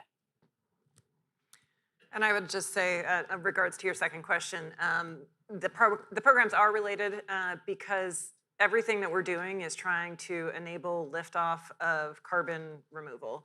And so we're going to be working very closely with our Office of Fossil Energy and Carbon Management as they run the CDR procurement program, taking those lessons learned, figuring out how we account for those as we look at other funding opportunities that we're going to design with the remainder of the funding. So very closely coordinated. So. Great. All right, I believe we have time for one more question. It needs to be quick, though. I think we have a hard stop in 3 minutes. Hey, Matt Bright here, Director of External Affairs with Carbon Capture, Inc. Kelly, really curious if you could just say a little bit more about your plans for the next stage of DAC Hubs. Obviously, as we feel like, there have been two TA3s given. I think everybody's eagerly looking at this, and we're just wondering how you maintain the continuity and the fairness of the fact that we can read the TA3 application, sort of all the DAC companies know what they need to do. And so I think we're all trying to work for that. And we're wondering kind of 3 companies have already been chosen, but how do we maintain sort of the fairness of this and the ability to get capital to make sure that many companies survive or not? So. Yeah, great question. So for TA3 in particular, we picked 2 selectees that were ready to take that next step towards the large-scale commercial DAC facilities. Knowing that there are also companies that are at an earlier stage and need some additional time and potentially different forms of support to be able to mature, we specifically did not put out all of the funding because we wanted to really be thoughtful and allow time for those companies to mature. So one of the things that we're looking at now, to be fair, is we had a pretty high bar for TA3 in terms of the size of the facility that you needed to demonstrate to show that you were capable of eventually getting up to 1 million metric tons. How can we help companies get to that bar with the remainder of the funding that we have? And so that is what we're going to be asking for input from the public. Help us figure out how to design this next phase of funding so it's most impactful, and it helps the field prepare for those larger demonstrations like the 2 that we're currently supporting under TA3. So would welcome the opportunity to get your feedback on that as that moves forward, but it is something that is front of mind for us. Great. Well, I think that is all we have time for, but please join me in thanking our panelists, if you will.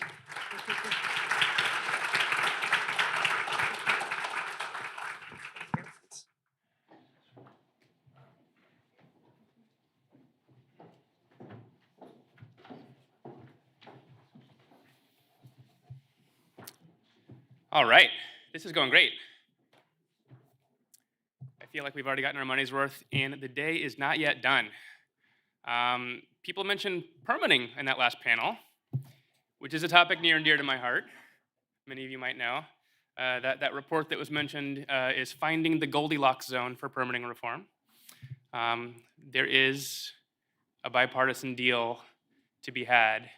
Active conversations in Congress. We're really excited about it. And there's a lot where permitting plays into the DAC space. It's pretty important. One of those areas is for CO2 sequestration, Class 6 wells. Lucky for us, we have a speaker who knows a little bit about that. And I am very pleased to introduce Anita Tompkins. She is the director of the Drinking Water Protection Division in US EPA's Office of Groundwater and Drinking Water. In collaboration with primary agencies, tribes, and other stakeholders, they're responsible for implementing the Safe Drinking Water Act to ensure Americans have safe drinking water. Anita previously served as Assistant Director for Water and Aquatic Resources at the U.S. Forest and as the Chief of the Drinking Water and Municipal Infrastructure Branch in EPA Region 2. Additionally, Anita has a wealth of experience in the private sector, including founding and directing her own business. Anita is a veteran of the U.S. Air Force, where she was promoted to the rank of captain. Please join me in welcoming Anita to the stage.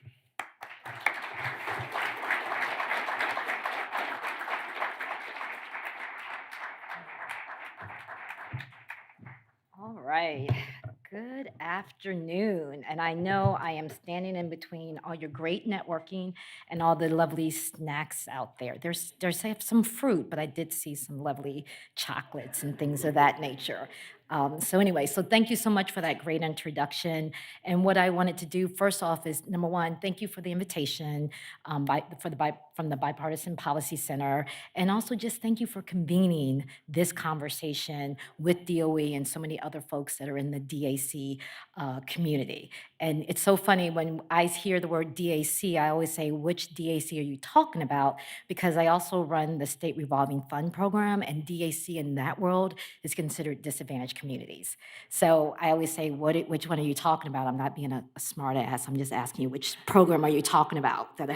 So yeah. So also, before I get started, I also want to acknowledge my colleague, that's my right hand, Bill Bates in the back. He is the underground injection control manager for all well classes, all 6 of them. I know we're focusing on class 6 here, but there's 5 other well classes too. So I just want to acknowledge Bill. He keeps me on the straight and narrow, and we have some great conversations. And when we have to say, let's take a break, we'll take a break and we come back to convene the conversations.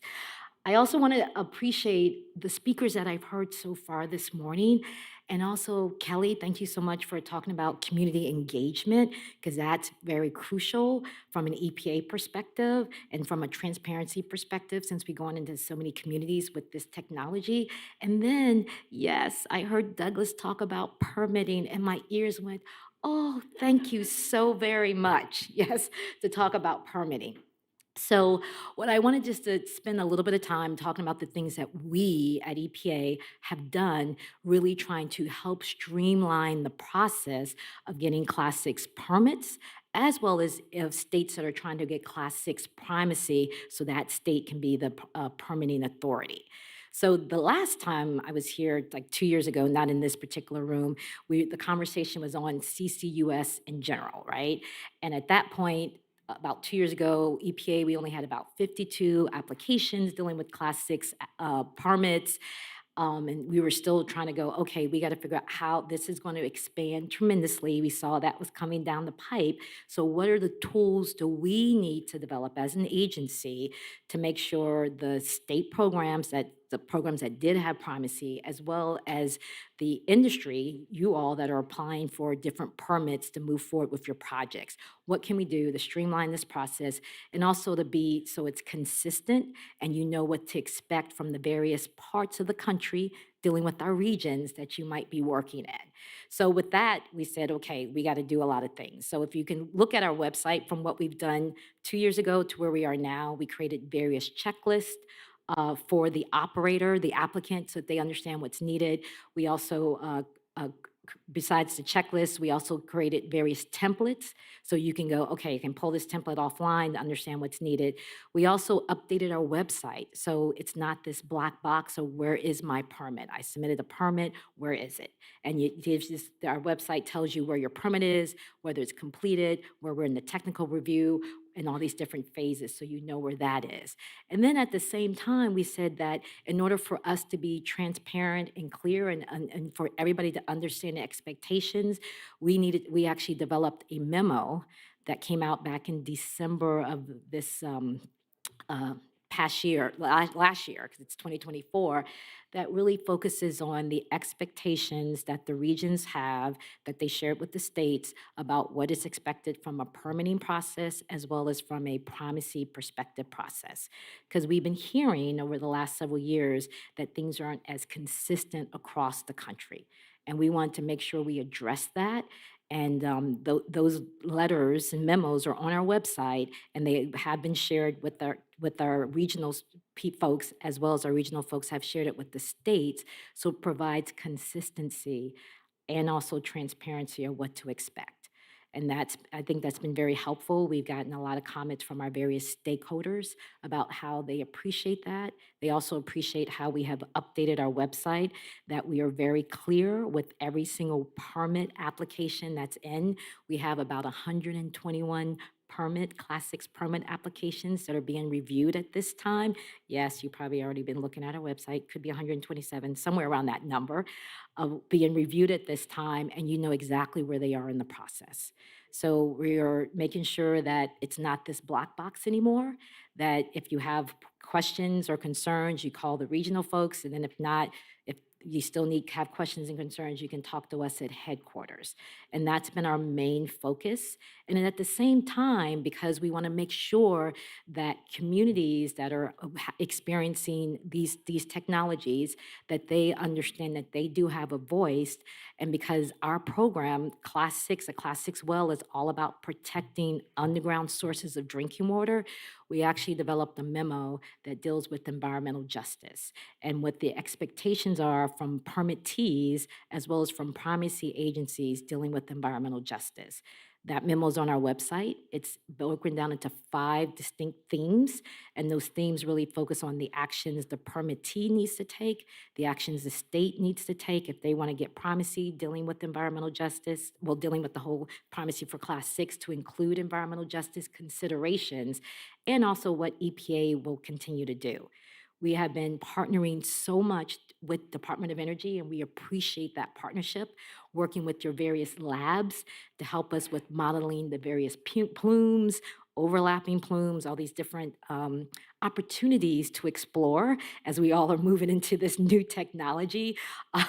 So we are working with DOE closely with that, as well as working with our counterpart, other federal agencies, Department of Transportation, because they deal with the transportation, Department of Interior, Rural Land Management, as well as the U.S. Forest Service and some aspects of Department of Defense. So we understand that this is a huge effort from all federal government parties, and that EPA, our role is focusing on safeguarding the storage of CO2, but really safeguarding the underground sources of drinking water. So with that, I want to end, because if you have questions or comments, I want to have a few minutes that you can ask me some questions about what we're doing. And if you have comments that we are saying that you notice there are some more gaps, that maybe some other templates or checklists or memos that we need to develop, please share that with us, because what we want to do is make sure everyone knows how that they can move forward to get a Class 6 permit approved, as well as to get a primacy package approved for that state. I think everybody's familiar. I'll just say this before I open it up. Louisiana was granted primacy for Class 6. Yay! That happened back in at the end of December, right between Christmas and New Year's. So it was a fun time. Thank goodness I didn't go on leave that time. I had a feeling it was going to happen then, so I made sure I didn't take leave. Thank you, Bill, for not taking leave either. And so at this time, because we put it in the Federal Register, we have actually, as of February 5th, which was Monday, Louisiana, the 30 days in the Federal Register came on about, and we've been working with Louisiana and our Region 6 to start transferring all those permits over to Louisiana, so they will look at those permits to provide approval for those permits. We're still going to be working, EPA plans to work closely with Louisiana for the first couple of permits to make sure things are smooth, and then we'll go from there.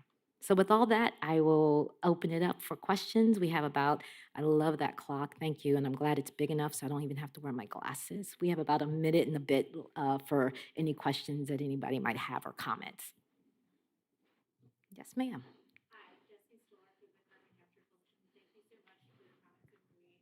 Really appreciate you and of course everything that Bill is doing on the program. And from the coalition's perspective, Class 6 is a very rigorous program, as it should be. But I'd love to hear from your perspective what you are doing to provide certainty for project developers on the timeline for project review. Because what we understand around project development is that they're going to need those Class 6 permits to be able to move forward and get project financing.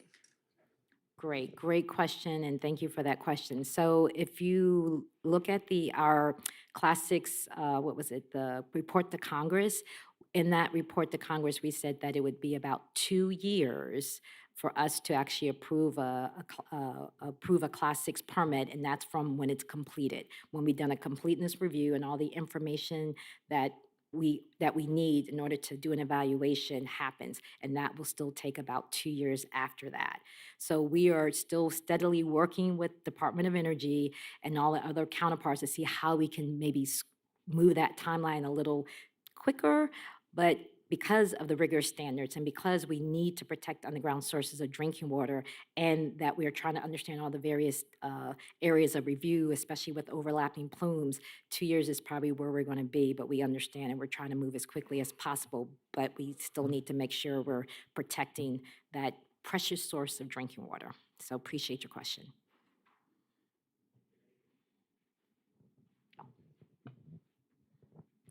Thanks.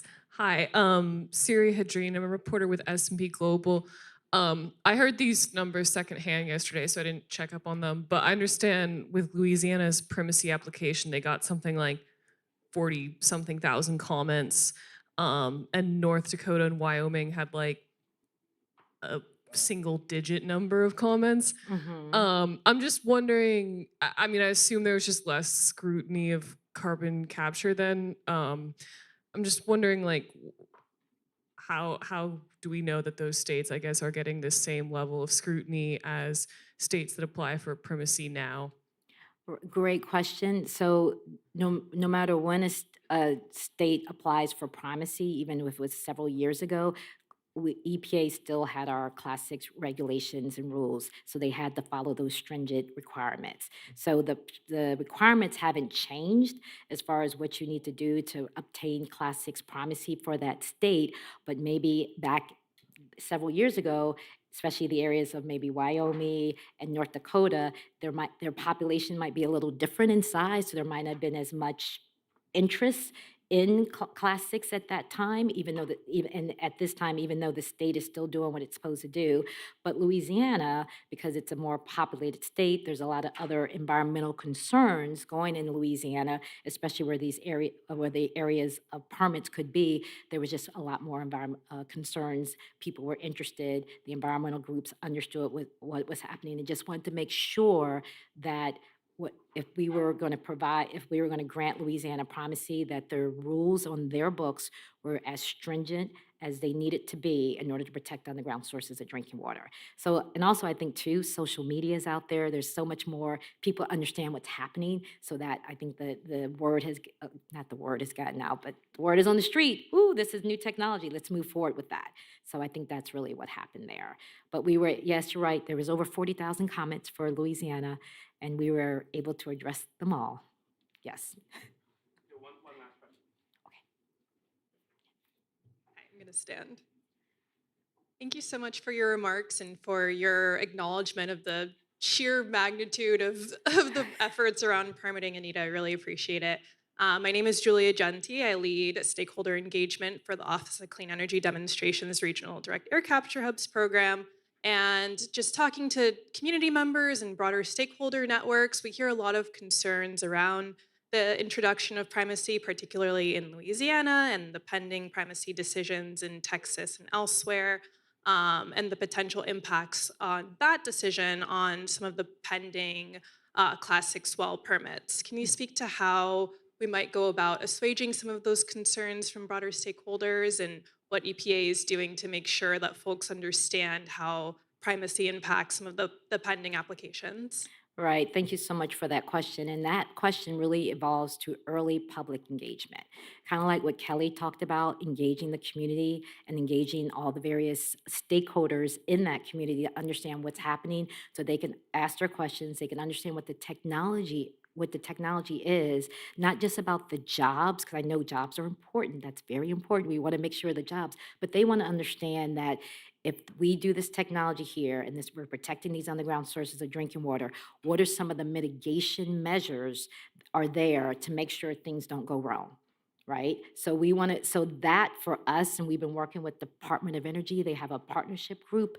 Bill knows more, that we've been working with them to make sure that when we go out to different meetings, that people understand that and understand, okay, this is part of Department of Transportation. What does Department of Transportation have for the pipeline, for pipeline safety? And really explaining to the communities all these different areas of risk and mitigation, so that they can ask questions appropriate to that and educate them on that, so they can have their voice. And that's our biggest thing, that we want to educate the community, that they understand there are mitigation measures for the various risks that there are. So thank you for that question. Anything else? Okay. All right. Thank you so very much. Enjoy your snacks. Thank you. Thank you. All right, it is now time for break. We're going to take 20 minutes.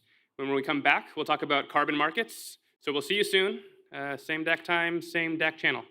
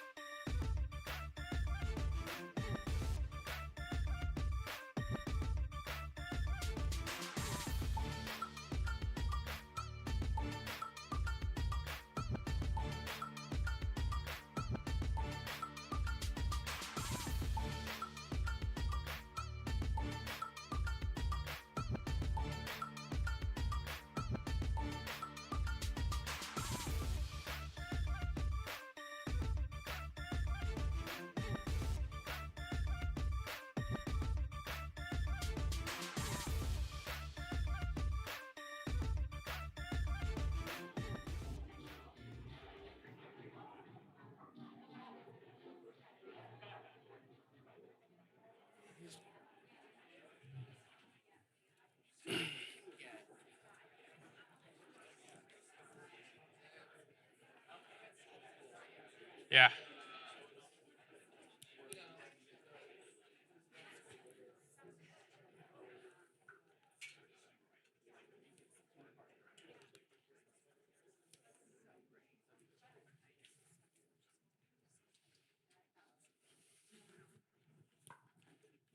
We're going to give another maybe 60 seconds for everyone to trickle into their seats.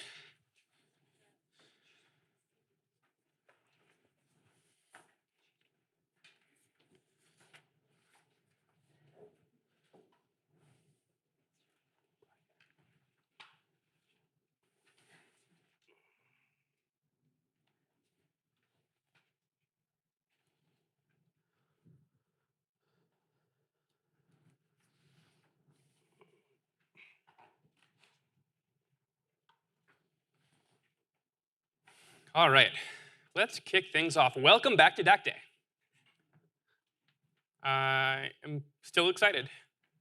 My excitement has not yet worn off, so be advised. We have a really great panel here. First off, Noah Deitch, Senior Advisor for the Office of Fossil Energy and Carbon Management at the Department of Energy, where he leads carbon capture, use, and storage, and carbon removal policy, and external engagement. In 2015, he co-founded Carbon 180, where he is currently on leave to work at DOE. Previously, Noah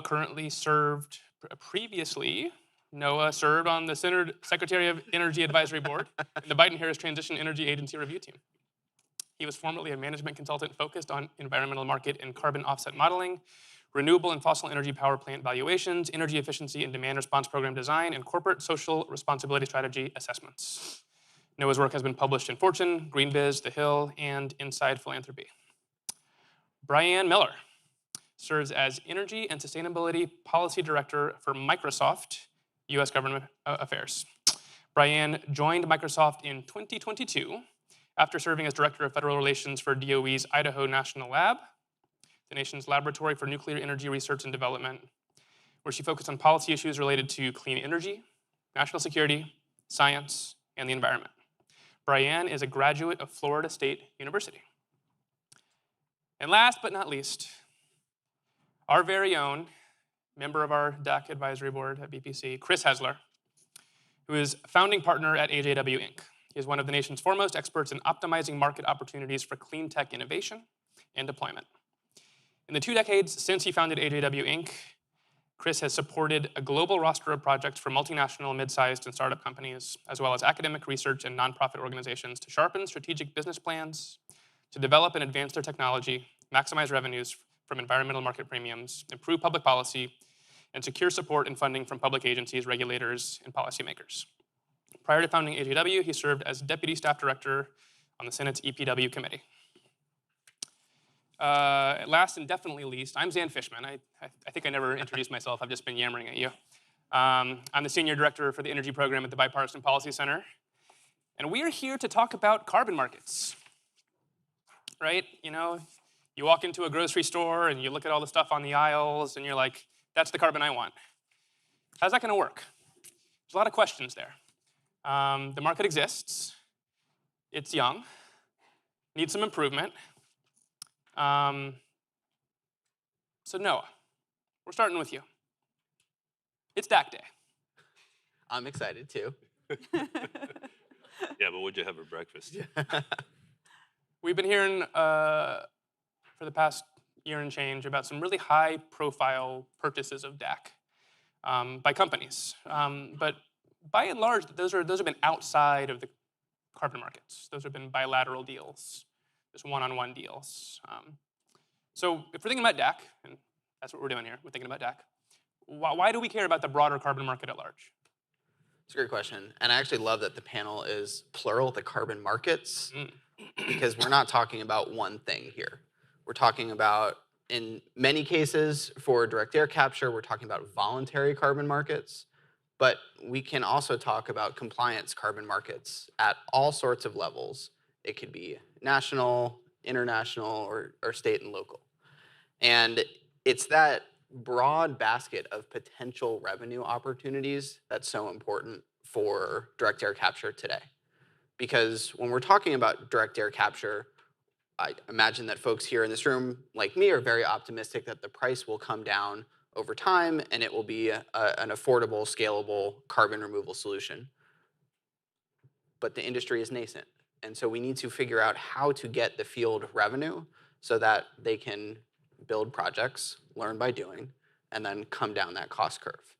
And even though we have a world-leading policy framework here in the United States through the 45Q tax credits in the Inflation Reduction Act and things like the DAC Hubs that Kelly talked about earlier through the Bipartisan Infrastructure Law, that's still not enough to drive widespread adoption of direct air capture alone.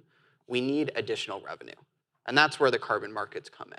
And figuring out how we can leverage this wide range of potential revenue sources to help support these early projects, get them built, learn from them, and then build successively larger ones is exactly what we need to do. And I think why so many in this community have turned to these markets, because they do offer a near-term source of revenue in ways that other policy structures often fall short. Well said. Brian, so Microsoft has purchased DAC. Like, you guys have actually done that. You've gone out and bought DAC. So, how did that happen? Someone, did some number crunching on an Excel spreadsheet, wrote something on a Word document, maybe did a PowerPoint presentation internally. And then a Teams call. So A Teams call. So, how did you wind up with DAC? You got the whole wide carbon market. Is there a story about how you wound up there? I think you kind of have to take a step back and why does Microsoft care at all about carbon removal in general before we even get to DAC? In 2020, we were one of the first companies to establish a carbon negative goal. We also have and that's by 2030, we have a goal to remove all of our historical emissions dating back to our founding by 2050. I think the key word in all of that is removals. So we are super interested in the removals market. We've been very transparent in how we go about seeking our removals. We put out our first RFP in 2021, so we're I think our third round now for carbon removal projects shortly after we put out our 2020 commitment. And we got a ton of responses. I think it was almost 200 responses to that RFP of a variety of different kinds of carbon removal projects, including DAC. And that's really where the journey begins. For the past 3 years, I think we've coupled our procurement with investments from our $1 billion Climate Innovation Fund. So sometimes we're on both sides of the deal where we are initial investors as well as off-takers now. And we also do policy advocacy to help try to build the market. So there wasn't a magical moment. I think like many things Microsoft does, it was very pragmatic, methodical, and then we made a decision based on the best data that we had. I love it. In the future, we're going to go around to everybody. What's your DAC story? What's your DAC story? Happy to be the first. Thanks, Brian. Chris, it seems like once a month or so, there's some story in the news of some carbon credit that was sold that turns out to have been for zero climate benefit. And that fuels the fire for people who are out there that argue that the whole concept of carbon credits is bad. How do we get to a place where there can be real trust in the carbon market, where people know that if I buy a credit, it represents a certain amount of climate benefit, something real and trusted? How do we get there? So there's a lot of complexity. I love the supermarket example, by the way, because it really does convey that there are different types of reduction and different opportunities and strategies, and we need to be thinking about markets as offering that variety, but doing it with integrity. So the good thing is we don't have to invent the rules of integrity when it comes to one of the speakers earlier said this is a commodity. Ultimately, that's the direction we're headed in. So yeah, carbon reduction is a commodity. We trade globally. We trade billions of dollars of commodities every day, and those transactions generally happen with a phone call from one broker to another, just striking a price and a volume and a delivery date, and they're done. So if they can do it, we can do it. And the thing is, we need to look to what makes regular commodity markets, existing large-scale global commodity markets, function smoothly. And it's and adopt those types of things so that the carbon market has the kind of integrity that it needs. So it's great, we transacted, I think last year, somewhere in the neighborhood of $2 billion of voluntary credits, which is an amazing leap forward. It's an incredible record. But we're talking about 37 gigatons of carbon dioxide that we have to get at, and we're not going to get at it all through in the next decade or two with the reduction strategy. So we do need markets to drive things like DAC, and people have to know that they're buying it. So the having rules of the road where the liability for fraud is assigned ahead of time, people know who's going to be on the hook. Then you get to trusted counterparties. This is how the big transactions and big commodities work. You know who's on the other side of the transaction. They have insurance instruments, they have fiduciary responsibilities, and you don't start doing business with somebody until you know that they will deal with you from a place of integrity. And if something goes wrong, if some bad actor gets into their organization and there's a failure, there's recourse. There's legal recourse through contracts, insurance, and escrow. So the old-fashioned way, we build trust the same way we have in every other market. That's right. And I will say we're living through this halcyon moment of government doing so many things right in this space, all of the implementation of the adoption of IRA, the adoption of bill, the implementation of those things has driven a lot of great stuff. But when we get to scaling markets, there are many more things the government can do wrong than do right. So we've got to look to people who understand large-scale markets and adopt their thinking. Thank you. Noah, back to DAC.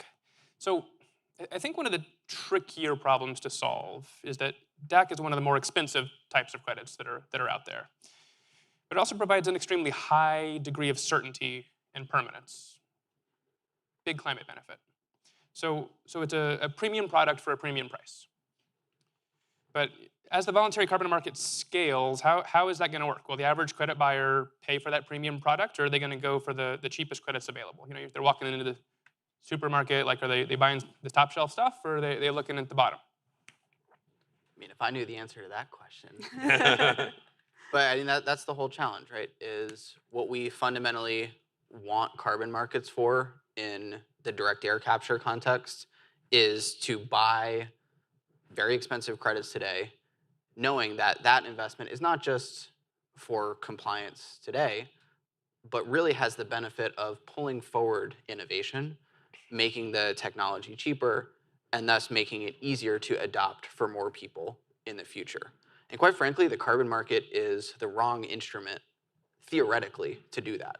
The carbon market is designed to find the cheapest marginal abatement cost and do all of that stuff before you get to that very expensive last mile. But what we need to do is make sure that by the time we get to that very end of the carbon market, we haven't spent 30 years not investing in direct air capture. And so it's a little bit of square peg, round hole, which is why some of these voluntary corporate purchases, I think, are so powerful and so important.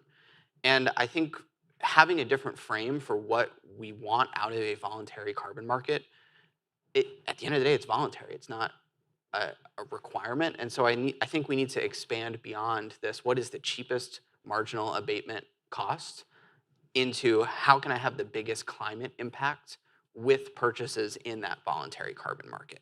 And when you think about that lens, all of a sudden the impact of driving technology innovation in many cases becomes incredibly valuable.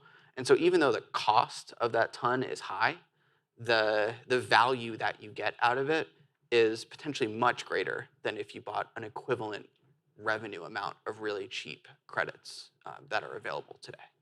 Yeah, I think that the long-term value of these early purchases is really, really good and important. Brianne, as Noah mentioned, Microsoft is doing this voluntarily. There was no compelling government reason, compliance reason, legal reason why you had to buy DAC. So you're doing it for philosophical reasons that your company holds. But that's not without risk. When you're buying something, any type of carbon credit, there's some sort of risk involved. How do you think about that? And as you're thinking about what you might do in the future, how are you thinking about managing those risks if you're looking at other DAC purchases or other participation in the carbon markets? Yeah, Microsoft takes a portfolio approach, like I mentioned before, right? So we're not all in just on DAC or just nature-based solutions or whatever it is. In the moment, we're looking broadly to make bold bets, not always the biggest bets, but bold bets. Lately, they've been big bets as well. Big and bold. So that's part of it. We're trying to send a long-term market signal for folks. So that's demonstrated by our willingness to sign these long-term offtake agreements. And then it gives us the opportunity to shape criteria around the contracts and drive innovation, right? So we want people to come along with us. And just like Noah was saying, it's about quality, not quantity sometimes. We want to find quality credits that we can purchase, that we can put out into the market, that we can support. Noah, back to you. FECM is currently implementing a pilot procurement program for carbon removal writ large, not just DAC, but all types of CDR. How is that going? How do you see that interacting with or maybe influencing existing or future carbon markets? Yeah, so far we're at the very beginning of this. We, at the end of last year, announced that we are going to be effectively buying carbon removal. And this is the world's first government effort to do what the private sector has been doing for a while now. And our hope is that what we're able to do is not just demonstrate that governments can do this and that we can do it well, because ultimately governments are going to be needed to scale the CDR industry and DAC specifically going forward. But we also want to make this something that every company feels like they can do as well. And not every company has an amazing team of scientists that actually are going in and looking at all of the different CDR approaches, and it can be intimidating. And so my hope is that when we actually start to announce some of our semifinalists later this year and then the finalists after that, it gives the community who are looking to make CDR purchases a little bit more confidence that, one, it's a good thing to do, and two, which of the potential suppliers out there hold the greatest chance of delivering carbon removal, and what types of standards and accounting we think are the best in class for the field today. And so I think it's important that we're not setting standards, we're not defining exactly what criteria that direct air capture or any other carbon removal companies must meet, but instead really relying on what I see as a public-private partnership, where industry is telling us what they think the best achievable standard is today, not just industry, but the community as a whole. And we're working to elevate that as a baseline from which we can improve and over time get to the place where there are very clear government standards on this field and maybe get to a place where Chris was mentioning it's actually clear exactly what it means when you say a ton of carbon is a ton of carbon. But I think that effort to really galvanize the rest of the buying world, I think now hundreds of companies are buying carbon removal at a small level, but only a dozen or so have bought at any meaningful scale today. And this number is old, but at least 5,000 companies have now committed to the Science-Based Target Initiative, which means that they have these net zero goals by mid-century, which all the science community says we're going to need CDR. So there's this huge potential untapped market in that voluntary world for buying CDR today. And what we want to do is help that next wave of buyers join Microsoft and others and really become leading purchasers in this field. Awesome. Chris, I'm going to go back to you, and you already touched a little bit on the federal government's involvement in markets. We wrote a report last year at BPC. We wrote a report on about 5 different potential interventions that the federal government could have to improve markets. And we reviewed a range of scenarios from very low-level intervention to kind of like top-down regulation and discussed the pros and cons of each of the approaches. I think you're aware that the CFTC has recently issued guidance on how they're going to handle regulation of the futures trading of carbon credits. So kind of 2 questions. How do you think about what the CFTC is doing, and as you're thinking about what the government could do that would be good as opposed to bad, we don't want to do bad, to improve the carbon markets, how do you think about that? So I think it's necessary ultimately for the market regulatory agencies to get involved and look at this stuff, and it's going to take time for everyone to. They're put to takes. First of all, actually, let me just start with the report because it's a great report. You and Danny and the rest of the team that worked on it really did a good job of capturing the major segments of viewpoints on where the government should be, and I have an opinion, of course, about where the government should be, but I think that report really does a nice job of opening that conversation and driving it forward. One of the key things in here is, enabling, sticking with that supermarket approach. Noah said the market's, a well-functioning market is one that allocates equity capital efficiently, right? That's what we want. We want the most reduction for the least cost. That's how a market should function, and that'll drive more investment in those low cost scenarios. But we also need different kinds of reduction in different segments of sectors of the economy. So the purchasing of DAC directly is a great way to get some of those premium technologies to start developing. But the regulators have to be able to distinguish from, what's the top shelf can of tomatoes and what's the generic can of tomatoes, and the buyer needs to know what they're getting.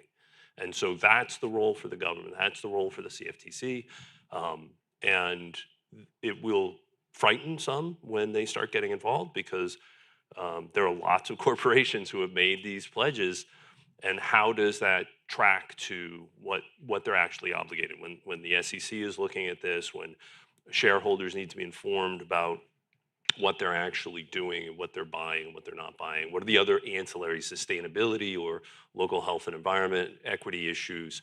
There's a lot of other stuff that's going to come along to populate the shelves of your supermarket. Yeah, one of the ideas that we discussed in the report basically creates what we think of as like a sticker program, kind of like Energy Star, right? Let's shift from the supermarket to Best Buy, and you go to Best Buy and you're walking around and you see these big giant yellow Energy Star stickers, and they have a specific set of information on them. And it's a public-private partnership that kind of set up Energy Star. Is there some analogous Carbon Star sticker? And if so, what's the information that would go on that so that buyers know what they're buying? Brian, I'm going to ask you kind of the reverse question. You're coming from the private sector angle. What do you really want the government not to do? Like, in respect to these carbon markets? Just one thing, okay? So I think for me, when I think about this, the biggest thing I don't want the federal government here in the United States to do is work in isolation. I don't want them to be thinking that they are going to solve the carbon market on their own. If we're thinking about interoperable accounting, common and scientifically sound and transparent standards for carbon removal, we need to be thinking more globally. And so finding a way to make sure that the same language is being used across the industry and the same things are being counted in the same way, I think is going to be super important. Can I just really quick? Yes. We agree. We're working as part of the mission innovation platform. There's a carbon removal effort as part of that. Measurement, reporting, and verification is exactly one of the pillars that we're working on because, yes, carbon is carbon. I would love to get out of the supermarket as fast as we can. And just because, the periodic table has one carbon. That's what the atmosphere cares about. So if we can harmonize that, that will be really, really important. Yeah, we appreciate your leadership for sure. All right, leadership in the grocery store, getting out of the grocery store. Now in Best Buy. And it's appropriate. All right, going to Best Buy, periodic tables. This has been a good discussion. Chris, you mentioned before, thinking about this like a commodity. Help us think through that, right? Like other commodity markets, were nascent at some point in time. Like what's the path, and what are the real lessons that you think we should be looking at now as the carbon markets are at the stage they're at now, and how do we get to 5 years from now or 10 years from now? So let me be nativist for a moment. We're Americans. We love market. We love the complexity that comes with a market, the freedom to choose, the optionality, everywhere except sometimes in this space where people want to design the perfect 2050 technology market climate solution and say that's the only thing we can do. The world is a lot messier than that. And we've got a trajectory from where we are to where we need to be.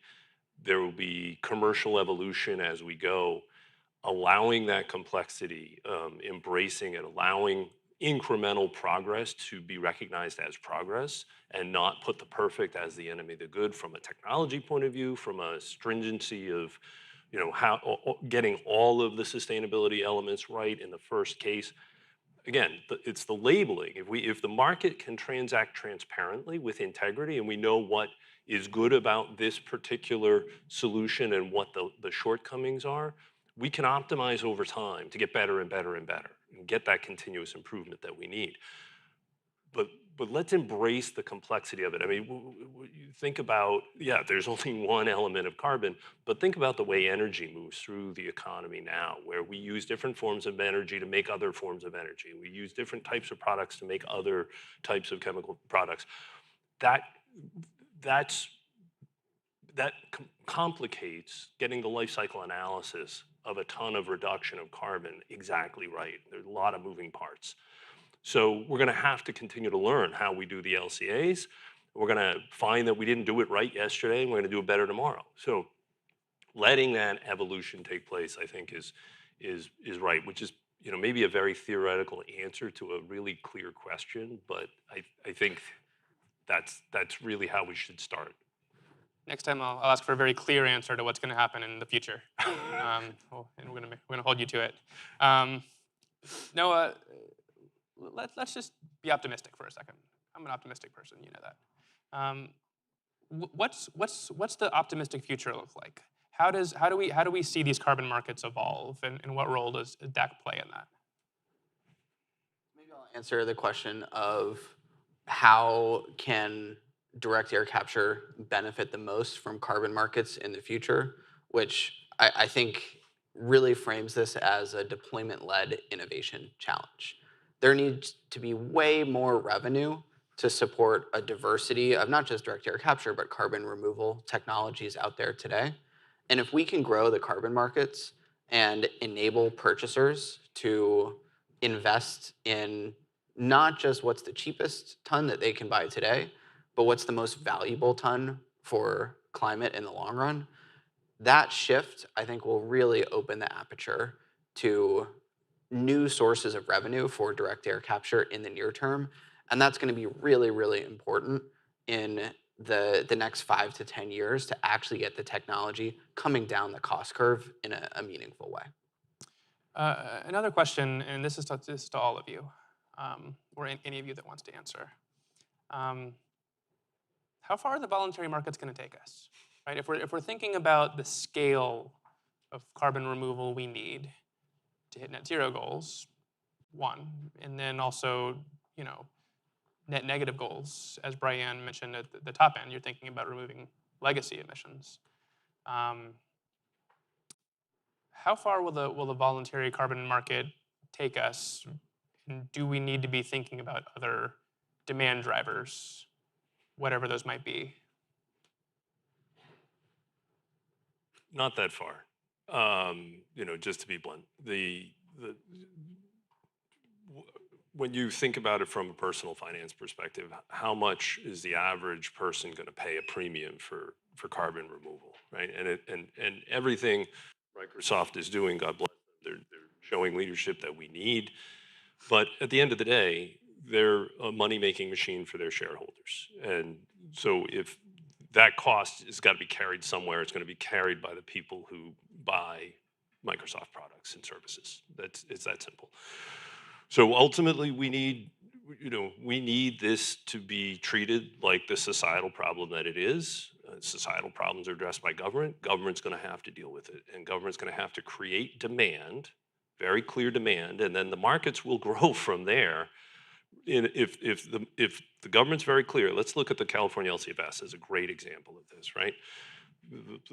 The California LCFS basically says transportation energy has to steadily decarbonize. We don't care how you do it within parameters of sanity and sustainability, go do it. But it's a technology neutral approach. And all sorts of innovation has flowed, all sorts of investment has flowed About half of the biogas, the renewable natural gas facilities in the country are operating inside California because of that program, right? So the government has to create demand for responsible behavior on climate. That will create demand for things like DAC. Anyone want to add? All right. We are going to open it up to audience Q&A. There's a rule, though. You have to wait for the microphone to get to you before you ask your question. The Jesse rule. All right, so we've got some microphones running around somewhere. If anyone wants to raise your hand, we will begin the Q&A.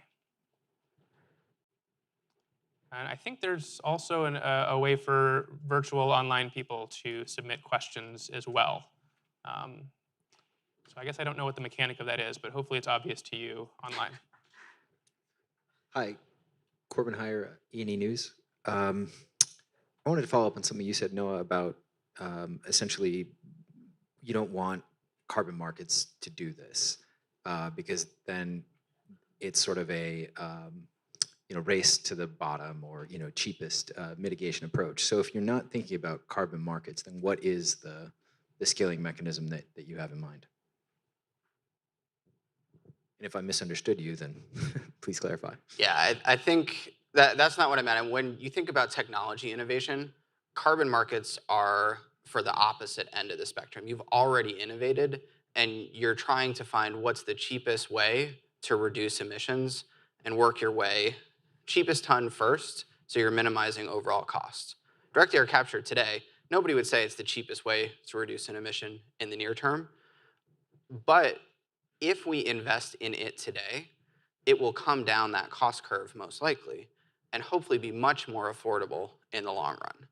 If we're only in a carbon market context today, we don't ever get to investments in direct air capture for a very long time, and then we've lost decades. And so we need to figure out how to, well, one, use other policy instruments to bring it down the cost curve, but also think about carbon markets in a different way. So it's not only thinking about what is the value of the cheapest possible way to reduce an emission today, but also thinking about what value can purchasing a ton result in terms of cost reductions and really pulling forward that innovation so that direct air capture becomes more affordable in the long run and can catch up to that lowest marginal cost in the not too distant future.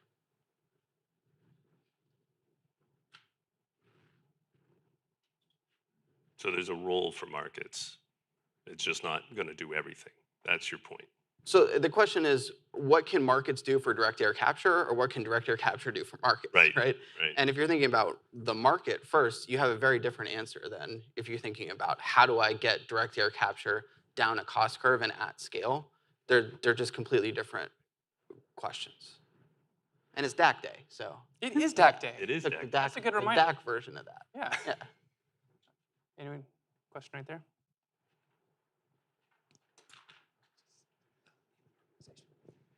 Yeah, my name's Matt Reeves. I'm with ExxonMobil.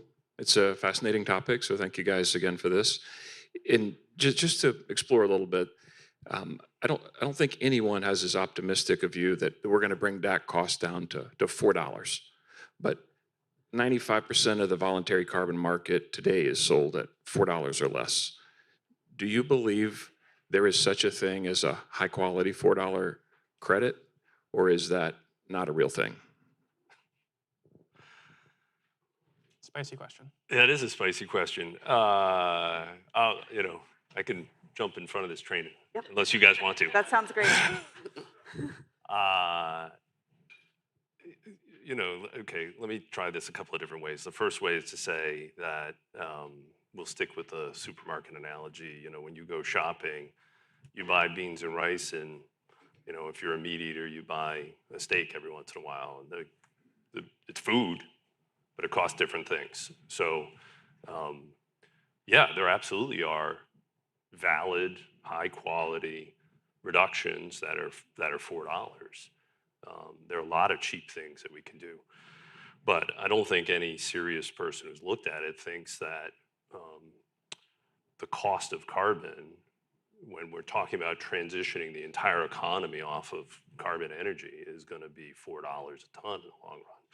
We may go up that cost curve and come back down, and when ExxonMobil is primarily a hydrogen company, if that's what's going to happen, or then maybe we're maintaining at a much lower cost, but we've got a pretty big hill to climb. If you want to share the internal cost of carbon that Exxon uses, maybe we'll have a better sense of what we should be shooting at.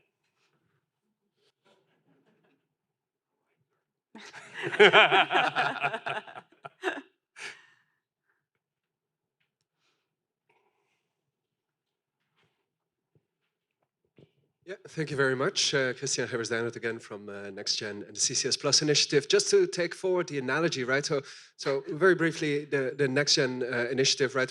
We have 5 different solutions in a portfolio that allows us in the basket of supermarket products to ensure that there's an average price of $200 a ton. So that makes a lot of the investment in DAC actually much more attractive and feasible.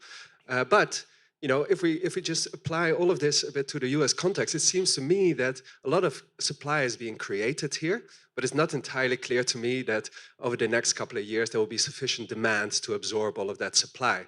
And in fact, there might be an opportunity to connect up different supermarkets, or to put it differently, the EU is setting up, of course, its EU emissions trading scheme to allow for the inclusion of removals. But there will never be sufficient supply of removals in Europe because it's a very small territory in the end, right? So, Noah, what kind of efforts are you undertaking to link up the supermarkets? So I say I want to add to the supermarket, and you say make the supermarket global, right? Yeah. So I think what we're really trying to figure out is how do we make sure that when we are developing standards for all of the carbon removal solutions, that we're doing so in a way that can be harmonized across jurisdictions. And then as international markets start to come together through things like Article 6 of the Paris Agreement, that we can have really robust standards for what it means when you have a CDR credit. It might sound very basic, but there's actually an enormous amount of work that needs to go in and just enabling the infrastructure for that sort of international linkage of those supermarkets. And so that's really what we're focusing on now, is building that market infrastructure, if you will, so that as that Article 6 effort and other international efforts, things like Corsia and so forth, do mature, we can make sure that they're as robust as possible when it comes to that basic accounting perspective. Oh, all right. We'll go Jason and then over there. Hi, Jason Hockman from the Direct Air Capture Coalition. My question is, right now we all are trying to find ways to scale demand, get more buyers off the sidelines as the technology develops and we try to get the more projects deployed. How do we make sure that this is resilient? Because right now the economy is fairly healthy. What happens when there's the next downturn or recession, and companies, it's going to be the first thing that they cut? It's more or less a cost. So I'm just kind of curious the group's thoughts on that likely inevitability. Me again? I mean, so like you're concerned that if the economy goes down, folks will stop buying removals, is your... Right. No, I mean, that makes sense. I think that's why Microsoft's been so focused on just trying to build the market as much as we can now. Removals is still a very small part of the voluntary carbon market. So it's even not as easy to access for certain companies. And as Noah and I were saying earlier, some companies aren't even thinking about removals. They just think they need to buy the offset and be done.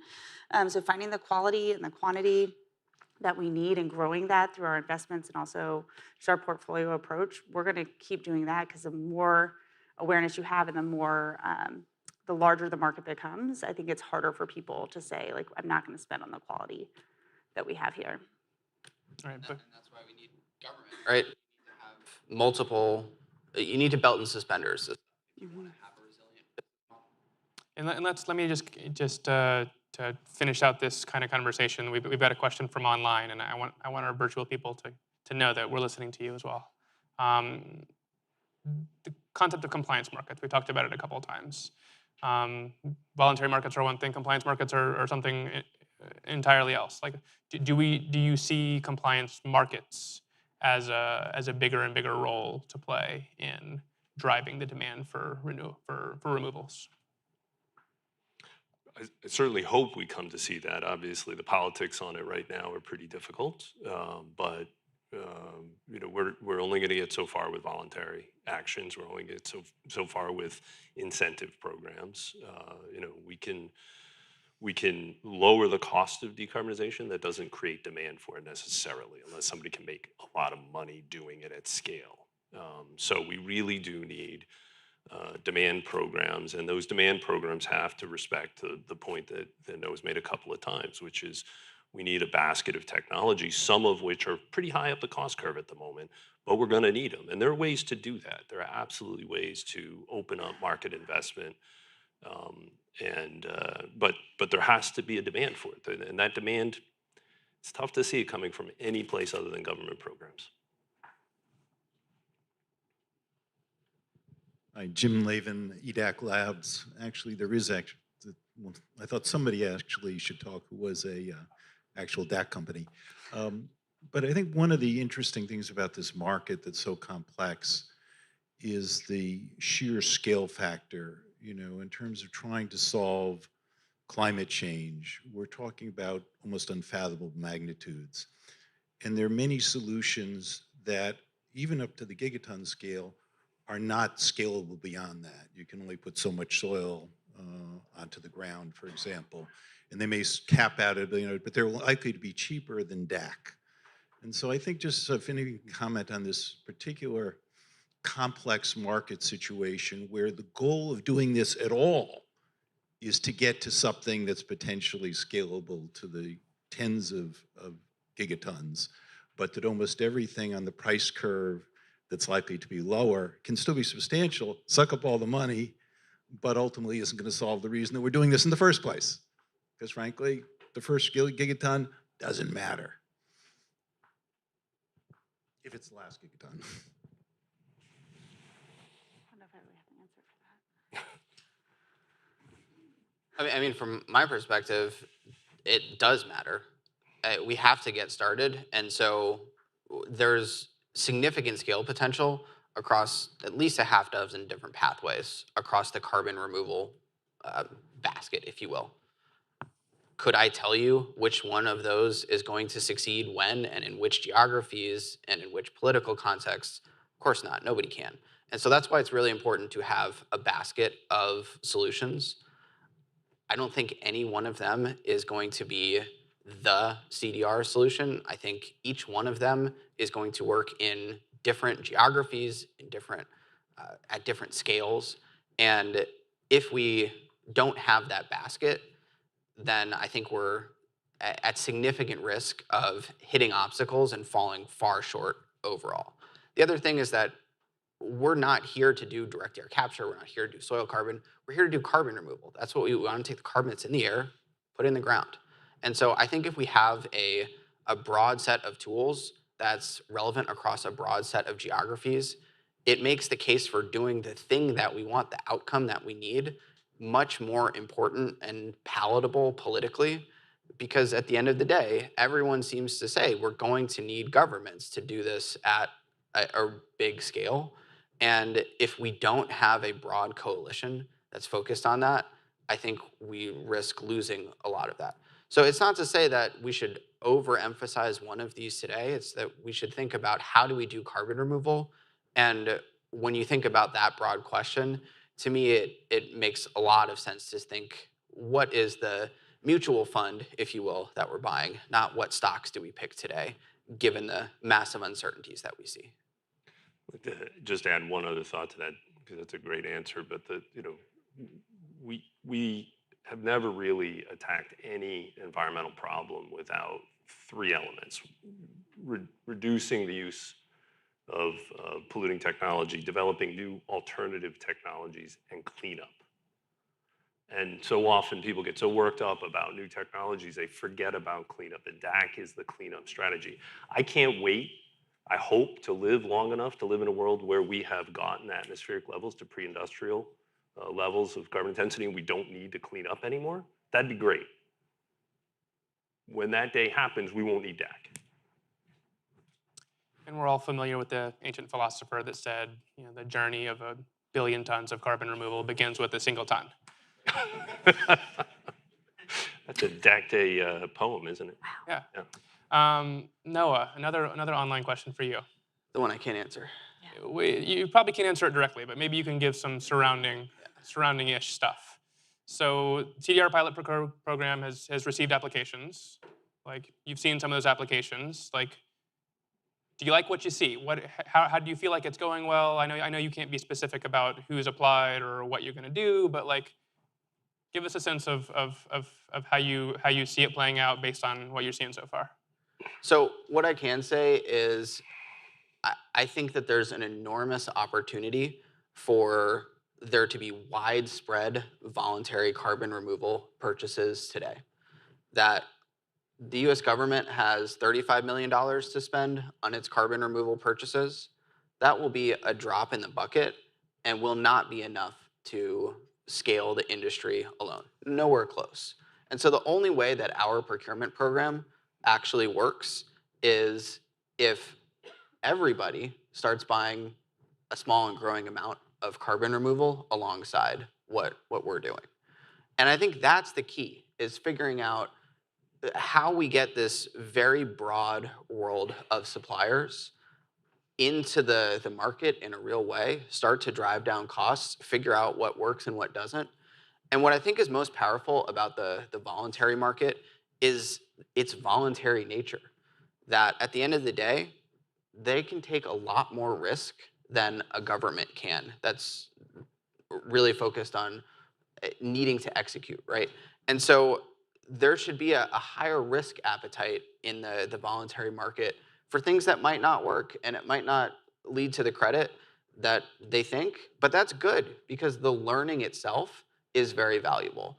And so if we can make sure that as the government starts to buy carbon removal, that the voluntary market really sees its role in helping to broaden the pool of money that's available, broaden the pool of solutions that we invest in, and are transparent so that folks know what works and what doesn't, I think we'll be in a place where we are much better off when we start to think about that bridge towards real compliance markets, and not just markets, but compliance programs for carbon removal and direct air capture specifically.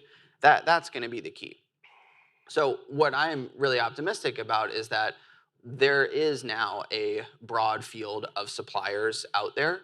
And what I hope that enables is for all of the folks who are on the fence today about buying carbon removal can say, yeah, I know it doesn't cost $4 a ton, but the value I get from spending $400 a ton is even greater. And so I'm going to do a little bit of that today and start to scale that up. And if everybody thinks like that, if the thousands of companies that have committed to net zero just take a small fraction of their climate spend and put it towards this, it will actually start to move the needle. The $2 billion, it might be a significant growth in the carbon market, but it is tiny.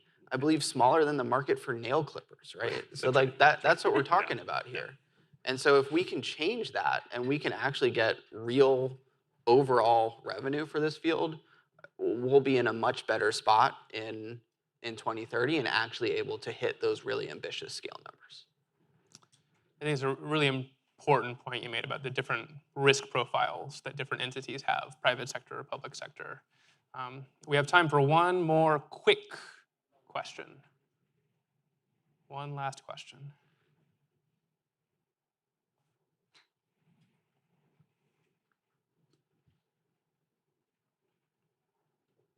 I'm back.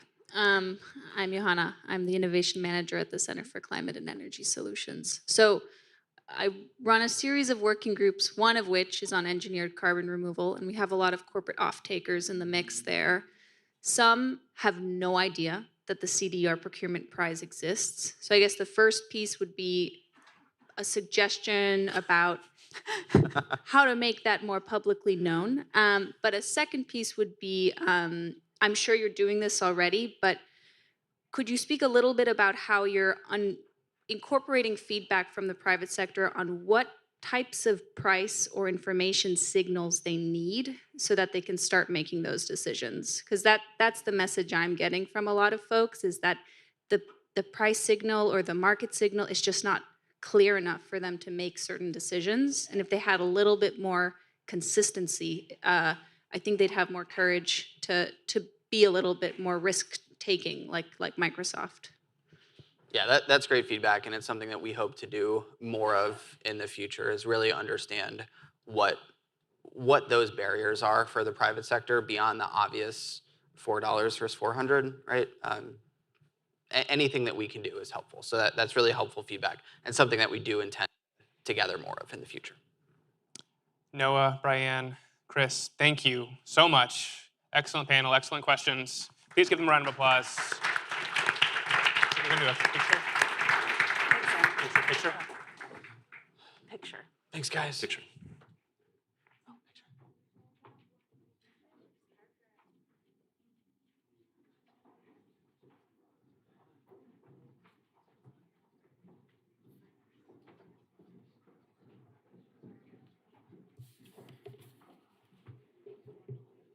All right.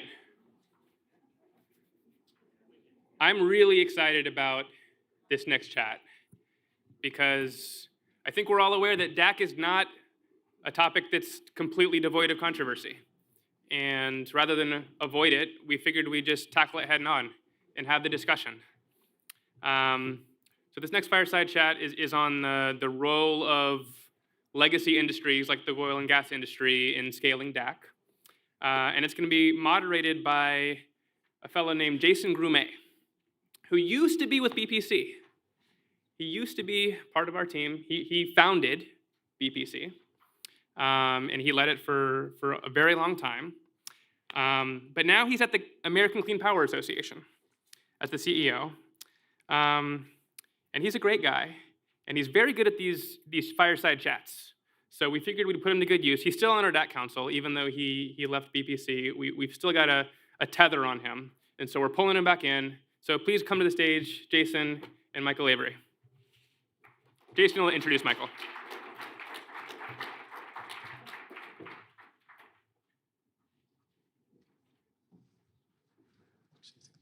Right.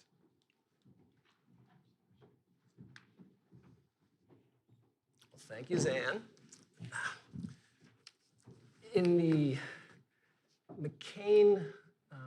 the Ross Perot presidential race, he had a vice president named Admiral James Stockdale, who began the vice presidential debate, some of you know, by standing up and saying, "Who am I and why am I here?"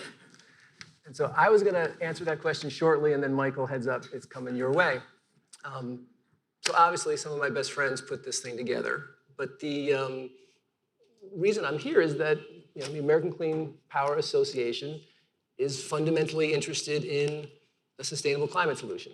How do we achieve a net zero economy by 2050 or thereabouts? And the climate debate careened kind of from denial to nihilism in about 17 seconds, right? Once we got to the point of saying, hey, let's really do something about this, it was like, oh my God, we can't do anything about that.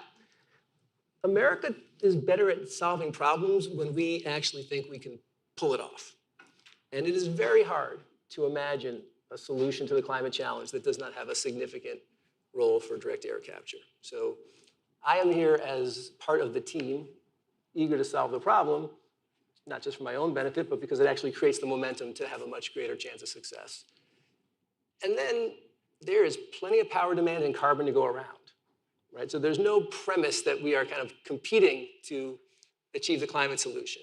I think, as we said, we only get there together. My only other observation is that 2 years ago, I think when it was first imagined that we could do something called DAC Day, and I am always a big fan of alliteration, I don't think this one was mine, the question was, would anybody come? Literally, we didn't know if anybody was going to come. And throwing birthday parties and having nobody show up is kind of a diminishing experience. It went great. I will note that the signs behind me are cloth. And having a little bit of insight into the institutional premise of the Bipartisan Policy Center, if it's like maybe one and done, cardboard. Last time it was cardboard. Clearly, the Bipartisan Policy Center believes that direct air capture is a meaningful part of its institutional future. So I'm pleased about that. So with that drum roll, Michael, why are you here? Like, why is a century-old E&P oil and gas company investing enough resources in this idea that it makes sense for you to have a job? Yeah, so great question. I think the story starts with ambition and commitment. And so Occidental really has lent into the commitment side of this and has targets to decarbonize that line up with the IPCC 1.5 degree scenario. And that's really rare. When you think about it, an oil and gas company can have targets that address scopes 1 and 2, but which we intend to do by 2040, that's within our operations. But go well beyond that to look to scope 3, which is the use of the product that the company has historically produced by 2050. And so that is no small task to do.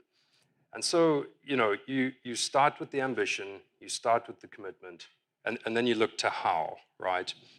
And so the skill set that a company like Oxy has is you begin with the subsurface. For a long time, taking hydrocarbons out of the earth for use to build the world.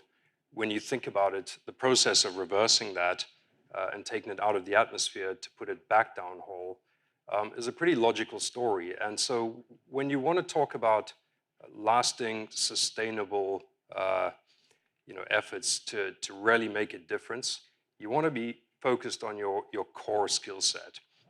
And so that core skill set is something that we've been using for 5 decades to really sequester CO2 underground. We know how it goes down, we know how to process it, we know how to move it, and we know how it stays trapped underground. And so, that is a fundamentally important piece to trying to tackle something at great scale here, and that is something that we're trying to do. The capture mechanism, which is we've picked as direct air capture. We looked at carbon engineering and other technologies going back several years now, have made investments in it, and Dr. Keith a little bit earlier talked about how we saw a lot of synergies. Our engineers went in and took a deep look at the technology. Oxy has a chemicals division as well that is one of the world's biggest producers of potassium hydroxide, which is the sorbent material that is used within carbon engineering's technology. So there was a fit there. There's the subsurface fit. And then there's the, how do you build really big projects? And when you start to combine those things together with that ambition and that strategy, the picture starts to become pretty clear. And that's what's helped us take this from something that was not heard of all that long ago to something that draws a crowd like this today. It's a hotly talked about topic. It's one component in the world's decarbonization efforts. We try to focus the solution set on the sectors that are really hard to decarbonize, that we've traditionally served, like aviation and maritime. It's the fuels equation. And so how do you tackle that part of the abatement curve where technologies don't really exist today, or they're really expensive? And how do we help solve that? And so not trying to front run any of the important work that's done to decarbonize, scope 1 and 2 emissions profiles within industry, but there's a piece, a really big important piece at the end there, which is carbon removal, and how do we solve that? And so, Stratos, which is our first direct air capture plant that we're building at scale, is well underway out in West Texas. I was just out there on Monday, and the site is coming along incredibly well. That will be beginning commissioning late this year, online commercially 2025, mid-2025, and is designed to capture up to 500,000 tons per year. That's the first step on a journey here where we think that we can combine, again, that ambition, that commitment, and our core skill set that we know how to use to really make a difference at the climate scale. So this is an exuberant story for this setup, but not everybody wants or trusts you to clean up your room. And just to kind of put a little more background into the discussion, I personally think that it is fantastic that the largest logistics companies in the world are now trying to fix the climate problem. It is also true that the largest logistics companies in the world almost all have significant history in oil and gas production. I will tell you, you may not be aware that about 2/3 of the renewable power deployed in the US last year was deployed by countries that also, companies that also have fossil assets. So some people think that that's great, right? We urge companies for years and years and years to invest, take the win, they're doing it. A lot of people aren't there yet. You know, and I think direct air capture is really a focal point, right? Vice President Gore doesn't think the oil and gas industry has any role in solving the climate challenge. How do you respond to people who kind of said, you messed stuff up, get out of the way, someone else needs to come fix it? I think you'd be missing a really big opportunity and potentially delay things a lot further than they normally would here. If you don't use the skills that are ready today, you know, all the people that work in oil and gas today, again, you're effectively taking the process and reversing it. And so if oil and gas is not involved in that process, who is best suited to do that? Who can go out and look at the subsurface potential, which is where, you know, gigatons, frankly, need to be stored. And so you can make products from CO2. They are expensive.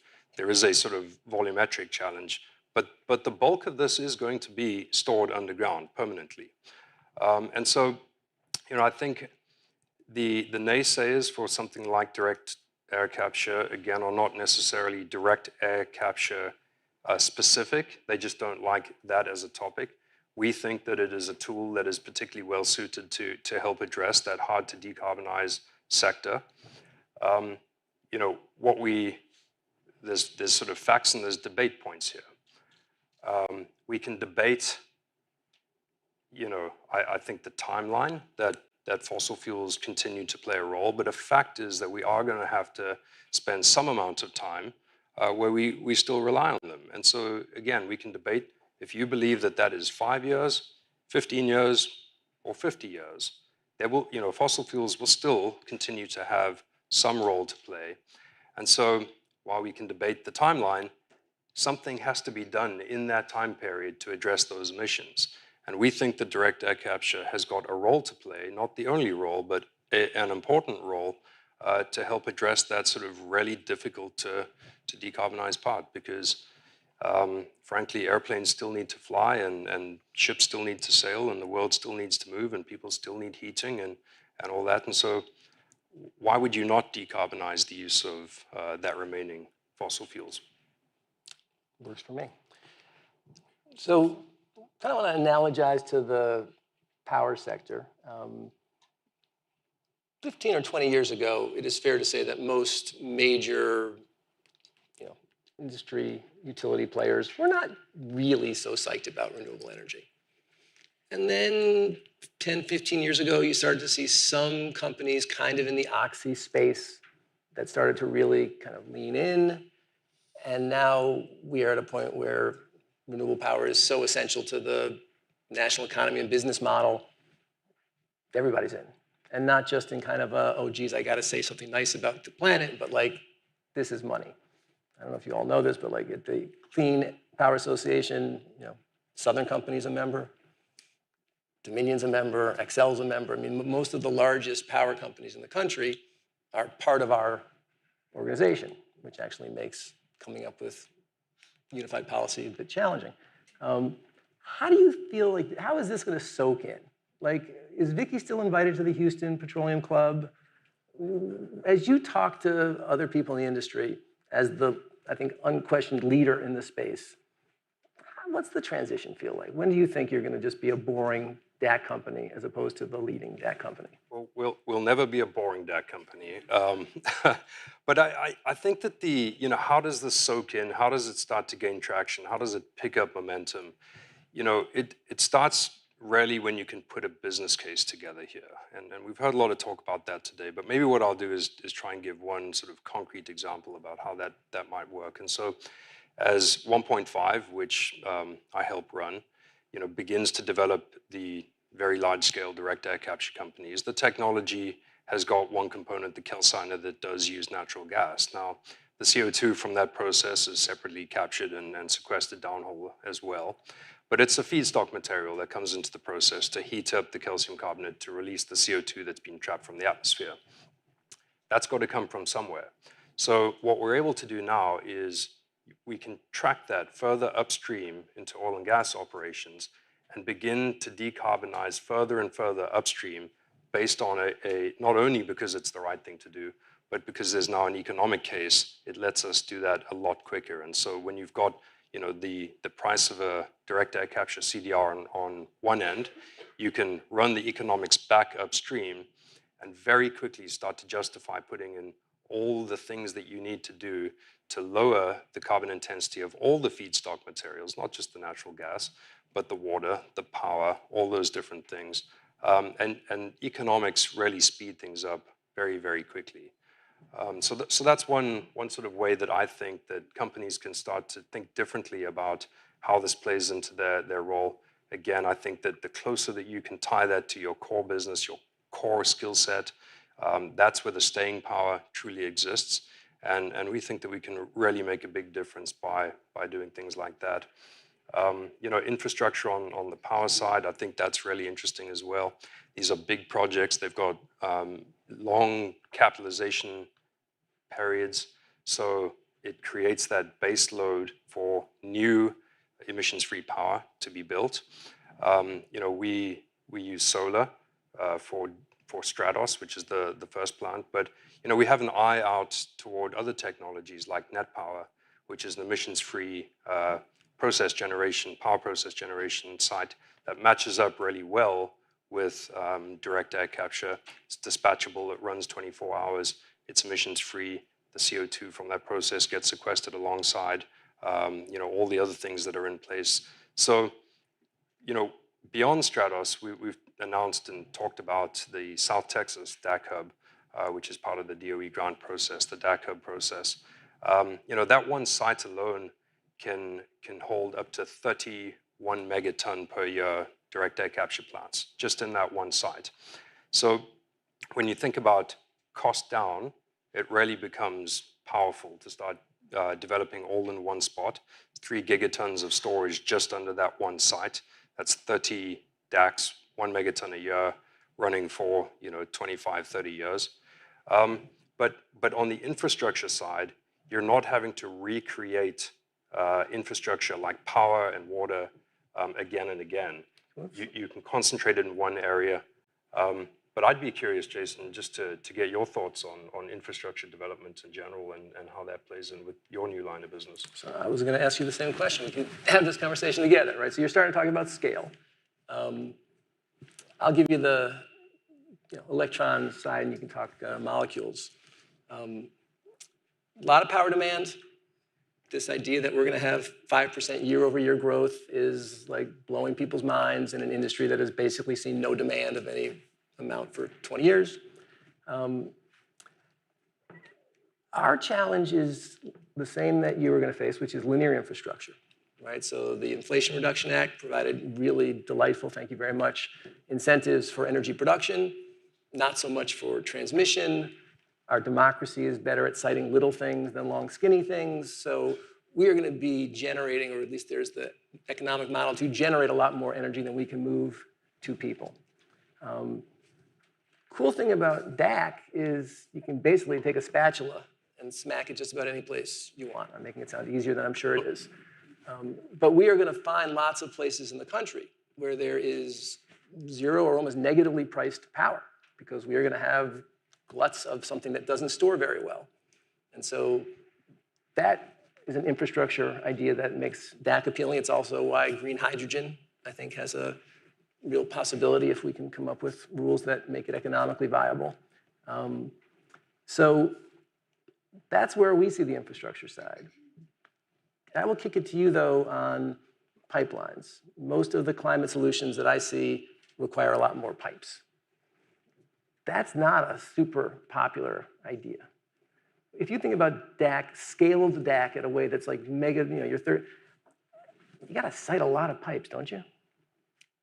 Not really, because the goal here is to put direct air capture right at the point of storage.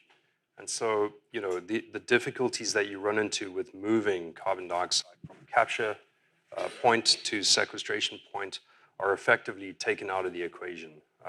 And so I think that concentration around hubs is particularly important here because you don't have that issue of having to move CO2. Contractually, it also becomes difficult when you've got a capture technology put on an emissions source together with a transport system, together with the sequestration side, contractually bonding, 4 or 5 if you're using tax equity structures together becomes quite complicated when you think through risk sharing and whatnot. And so the beauty of direct air capture is that you put it where you store it and you can grow it locally. That's kind of cool. All right, we have time for 3 or 4 questions. And I think the instruction is to stand and receive a microphone. Right here up front, if there's a... Let us know who you are as well. Corbin Heyer, E&E News. We heard earlier from Climeworks talking about the way that they have scaled up through smaller projects to larger to now with the Mammoth project.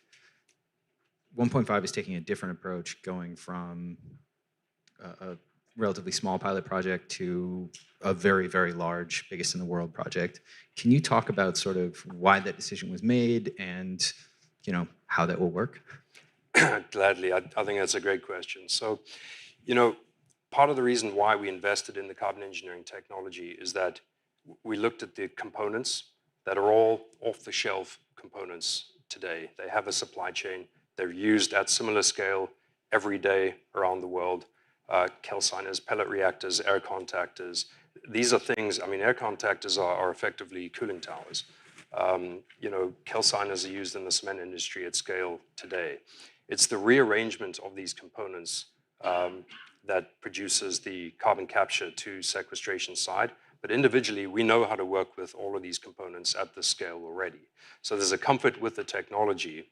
And then I think that there's a capital efficiency point on the curve where we can look forward and say that effectively per CDR or per ton captured from the atmosphere, there's a breakover point where you're starting to get really, really capital efficient. If you start to scale back some, we believe that it begins to lose a little bit of that capital efficiency. And so I think with that confidence in the technology, we went in there, we took our electrochemical engineers, our chloralkali engineers that are very familiar with the processes here.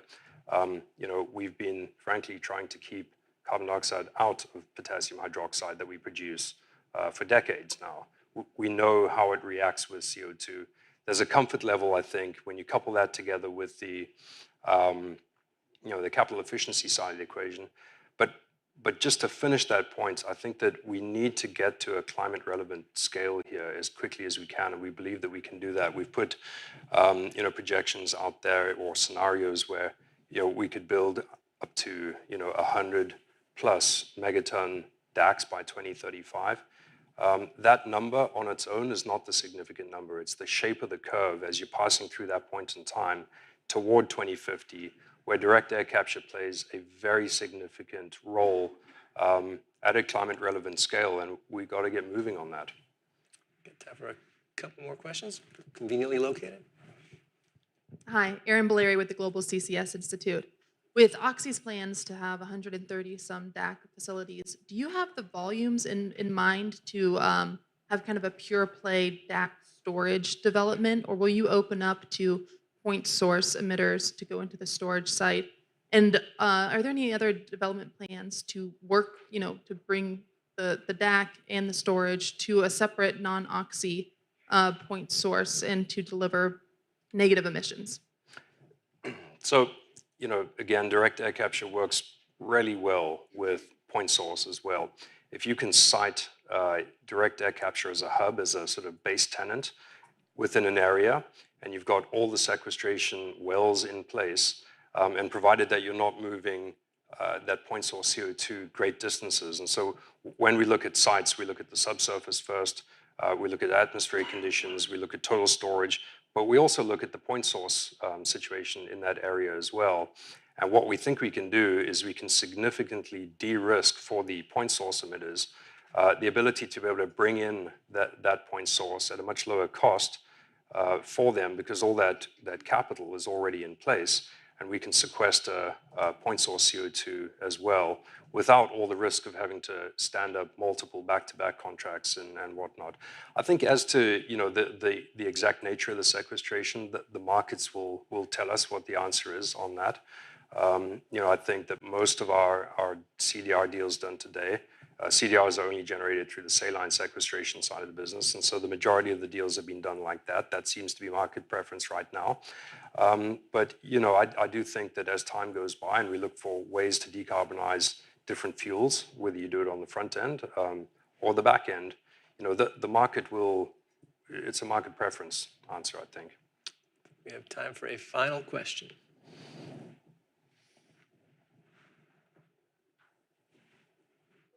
All right, I guess it's mine. So, Michael, as we close up, what's your biggest anxiety about the facility that you are building, which I think is supposed to start commercial operation before the end of the year? Like, if something's going to go wrong, what is it?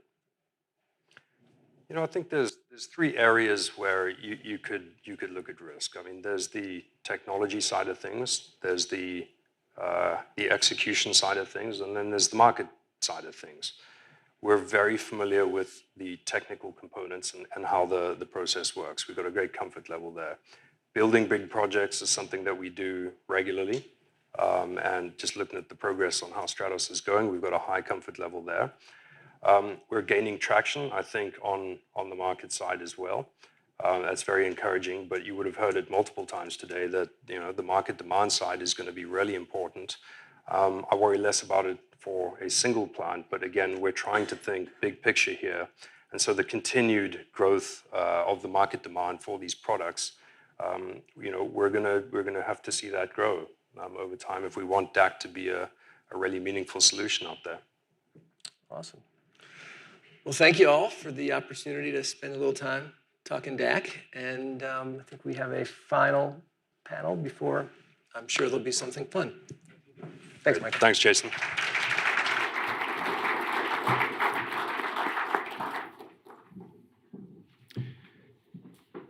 Thanks, Jason and Mike. That was great. All right, last panel. We have had a good DAC day so far. I'm going to introduce this entire panel, and then they're going to kick it off. And feel free to go ahead and come on up and take your seats. First off, we have Michael Johnson, Vice Chairman of Investment Banking at JP Morgan. He sits within the Energy, Power, and Renewables team and focuses on clean tech with a subsector focus on CCUS. Over the past 2 years, he has advised on $7.5 billion of M&A and capital raising transactions for the CCUS sector. Michael also sits on the Commercial and Investment Bank's ESG committee. Aaliyah Hawk is the Vice President of U.S. Policy and Advocacy at Breakthrough Energy, where she leads the team that advocates for an ambitious climate and clean energy policy agenda in the U.S., with the goal of achieving net zero emissions by 2050. Prior to joining Breakthrough Energy, Aaliyah was the Federal Climate Policy Director at NRDC. Our third panelist was not able to join us. We got last minute notice of that. Anushka unfortunately can't join. And then our moderator is a special treat for me in particular, because I used to work for him for almost 10 years. Congressman John Delaney, I had the pleasure of being his chief of staff when he was in Congress. He served for 6 years and earned praise for his bipartisan approach to economic, trade, foreign, and environmental policy. Prior to seeking office, Delaney founded Healthcare Financial Partners and Capital Source, two New York Stock Exchange listed companies. He's a member of the board of directors of BPC and on our DAC Advisory Council. Delaney was also the only person ever to have talked about direct air capture on a presidential debate stage. See where which- it got me. Which I'm pretty sure means he talked about DAC to the biggest audience that anyone has ever talked about DAC to. He's on the board of directors of BPC and Citizens Climate Education. He's a past member of the board of Georgetown University, the Potomac School, and St. Patrick's Episcopal Day School. He's a member of YPO and was named Ernst & Young's Entrepreneur of the Year. He received the Bank Enterprise Award from the Obama administration for lending to disadvantaged communities. And in 2017 was named one of the world's 50 greatest leaders by Fortune magazine. And this is a great crowd, a great crew to talk about how do we actually get the capital flowing to make DAC scale. Take it away, John. Thank you, Zan. I do remember when you and I first came across direct air capture in 1632 Longworth. We were like, the world needs this. So I'm so proud of all the great stuff you're doing.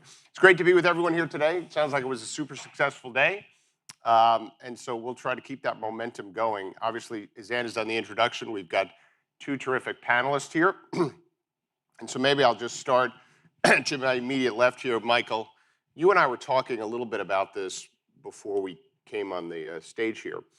JP Morgan obviously has done a lot of financings in the sector. JP Morgan does a lot of financings everywhere. But you've been a real leader in financing this sector. And so how do you think about it in terms of how you underwrite it and how it's going to evolve? Because while it's project finance at a certain level, and you probably think about it in the way you think about any project finance, clearly the market is not as deep. So how do credit providers and investors get comfortable with the profile as the supply and demand equation evolves? And how do you think that's going to play out? Thank you. Thanks for the invite to speak today. Nice to be here. And thank you, John, for the question. So I'd start by just talking about maybe the pockets of capital going all the way from the sort of the safest to the riskiest. Project finance, as you mentioned, just regular bank capital, growth or project equity rather would be next, and then growth equity, and you could also add tax equity. And obviously those pieces of a capital structure are applicable at different stages of a company or a project's growth. And we don't yet have a lot of project finance on DAC facilities, although that's coming. We're working on those. Much of the capital so far has been on the other end, has been on the risk side, growth equity capital. And then there's been some tax equity, and now there's been some project equity. Our friends at Oxy have done some, which that's public. And so one of the great things about DAC, as opposed to point source, is the CDR market that they just talked about. That provides contracts. Those are offtakes. That leads you to project finance. So we will get there. We need a little bit more deployment of the technology to make it safe enough for the project financiers to jump in, but we're not very far from that. So what you're saying is today, if we were building one of these facilities and we had Microsoft and JP Morgan and all other kinds of great credits agreeing to buy at a price over 10 years, we still don't have the project finance market yet where someone can go and get, good execution. Because in a renewable deal, if you and I are doing a renewable thing, or anyone in this room, and we had 10-year offtake agreements from good credits, you could borrow most of the money and lower your cost of capital, which ultimately lowers the cost of direct air capture at some level. Exactly right. And the reason is we're still not beyond first of a kind deployment risk. Right. We will get there quickly. Our friends all around the world are doing that. Once we get that deployment done, then the cheaper capital will come to flow. Right. And then last question, I'm going to go to Aaliyah, because what Breakthrough's doing is amazing. But has anyone come in and ever said, I'll insure the technology risk so that people could say, well, I have offtake agreements and I have insurance on the technology risk, so I can finance it like a traditional project finance? The short answer is yes, but not at a price that's worth it for Got it. It's still better to finance. Okay. So Aaliyah, Breakthrough's got a lot of things going on and has been obviously a huge pioneer, very high profile, and a real leader in investing in the sector. So across the various kind of pockets, if you will, or initiatives at Breakthrough. Where does DAC fit in, and how are you seeing that evolve even in your own organization? Yeah. And for those who don't know, so Breakthrough Energy is the home of Bill Gates's climate and technology innovation work. For those, some of you might know my colleague Jack Andreessen, who is somewhere here with a tracksuit, and I want to mention there. Yep. I want to note that Jack's wardrobe is like a symbol of our enthusiasm for direct air capture. You cannot order them. That is a unique tracksuit. He has There's to one in stand there. up now so we all can see this outfit. Oh, there we go. Jack is out. Yeah, if nothing else proves our commitment to direct Yeah, air capture, exactly. it's that. So I want to note that, so Breakthrough has a number of different programs in different ways. We think about the innovation cycle from A to Z, where we have a fellows program that invests in entrepreneurs, helps folks with a really cool, interesting scientific idea, and helps them figure out how to build a company. We have a number of fellows in that program who are thinking about direct air capture and utilization too for carbon. Many folks already know Breakthrough Energy Ventures, which is the VC piece of Breakthrough with roughly 100 portfolio companies. A number of those portfolio companies are direct air capture companies. In fact, a shout out to Heirloom, which just started its first facility in California. But then we also have utilization companies in the portfolio like Carbon Cure, which is utilizing carbon for cement production, 4401, which is doing storage work. And then we have another program called Breakthrough Catalyst, which does more of the project finance, which is to figure out how to start demonstrating at scale. And they are researching more direct air capture projects that might be appropriate for that program. So there's a number of different ways that we're thinking about that, from like early stage to demonstration to the deployment piece. I focus on the policy piece, and across all of that, we are thinking about how do you leverage policy to make the markets for DAC work. And we've been doing a ton on the legislative advocacy side. So Breakthrough is really involved in thinking about the bipartisan infrastructure law, thinking about the Inflation Reduction Act, and how could those invest federal dollars alongside private investment to make sure that direct air capture is a more certain thing for folks to put their private investment into. We're thinking about R&D funding. We're also thinking about geologic storage and how do you do the policy around that so that the carbon can actually go somewhere. The other thing I'll note is we do philanthropy as well.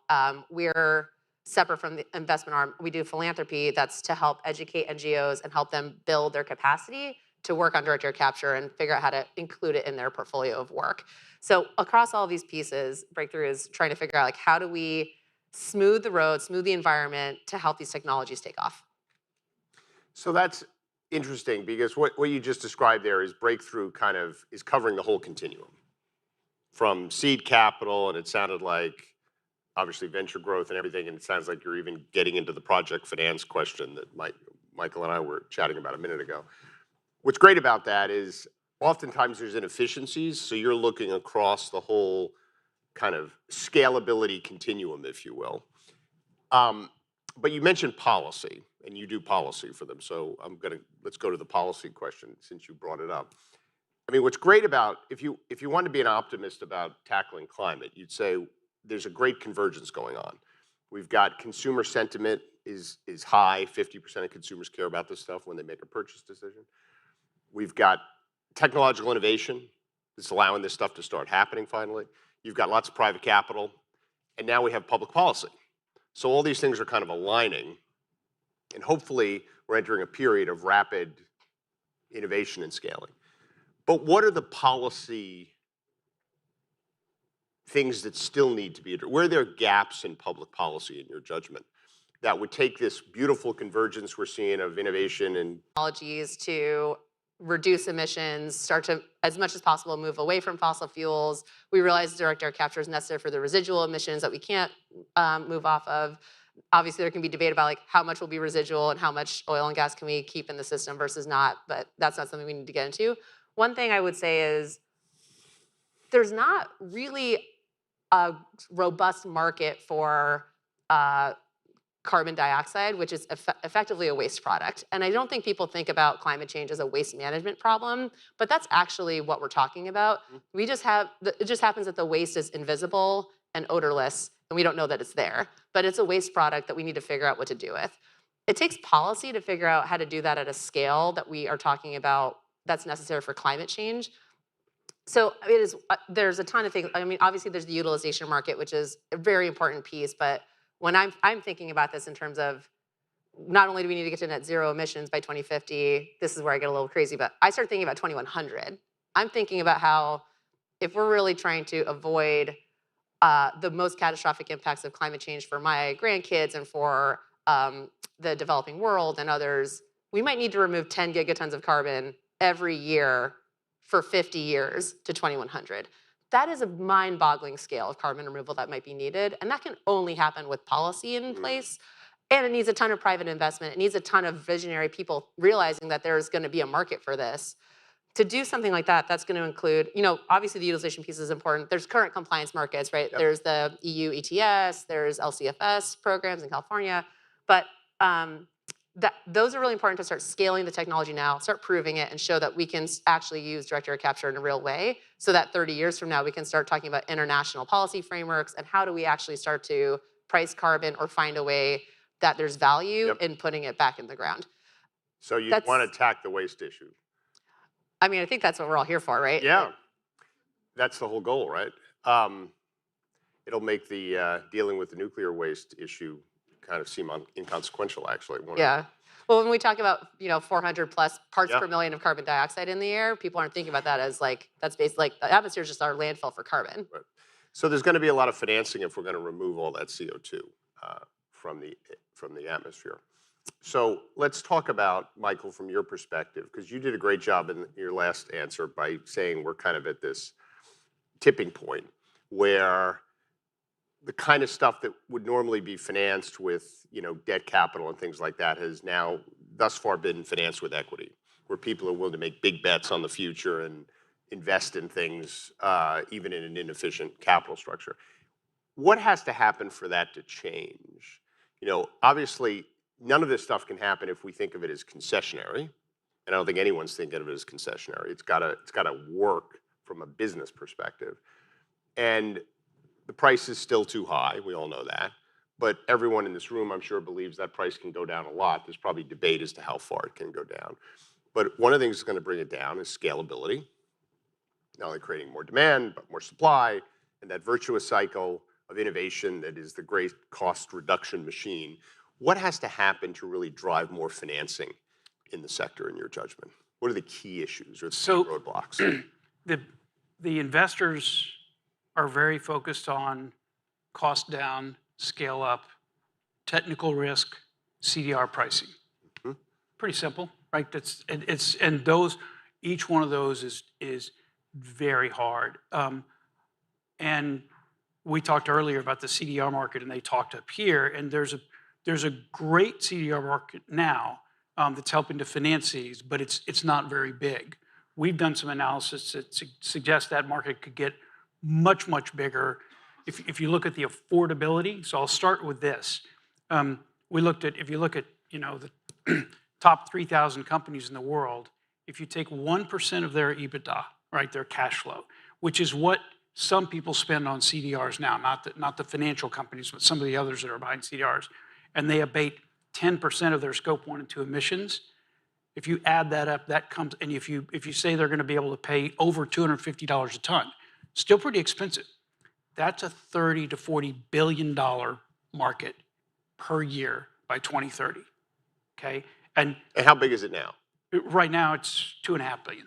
Right, actually $2.5 billion cumulative CDR market, but that has gone up 50-fold in the last 2 years. It's gone up dramatically, and we're seeing, you know, airlines buying CDRs and others, and now we're seeing what people are doing is they're looking at buying CDRs as a different way to get to SAF, right?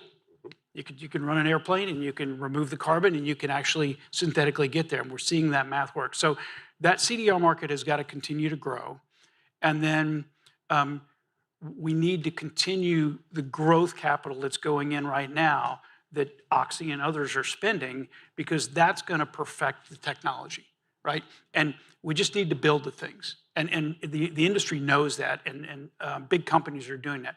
There is a speed bump that we've hit, though. The growth equity market is risk off right now.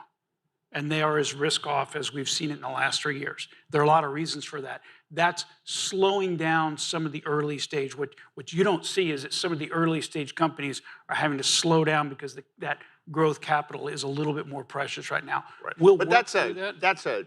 industry-wide thing. It's Industry-wide. not, it's And rates. it's not even just DAC, yeah. Yeah. Well, that's interesting. So that you're actually seeing that affect the rollout. Yeah, we're seeing it slow it down. It's temporary, but it's a real issue for right now. Right. But again, we're at the early stages of this. The CDR market's developing. The project finance, we're proposing project financing on DAC facilities right now. So that's all coming, and that's really going to be the capital, the many billions of dollars that have to finance this will be on the back of project financing.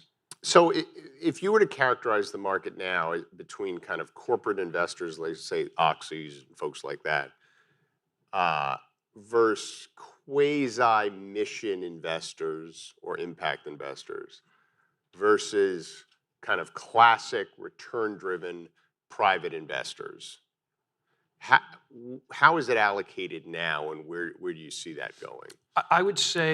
I'd say it this way: the corporate investors are leaning in, and the infrastructure investors are leaning in with committed capital that's not just debt, that's got some, it's between high risk and low risk. So we're seeing lots of capital. Those are big pools of capital too. Big pools of capital, and they want to put that capital to work. They don't need high returns, they just need security of returns.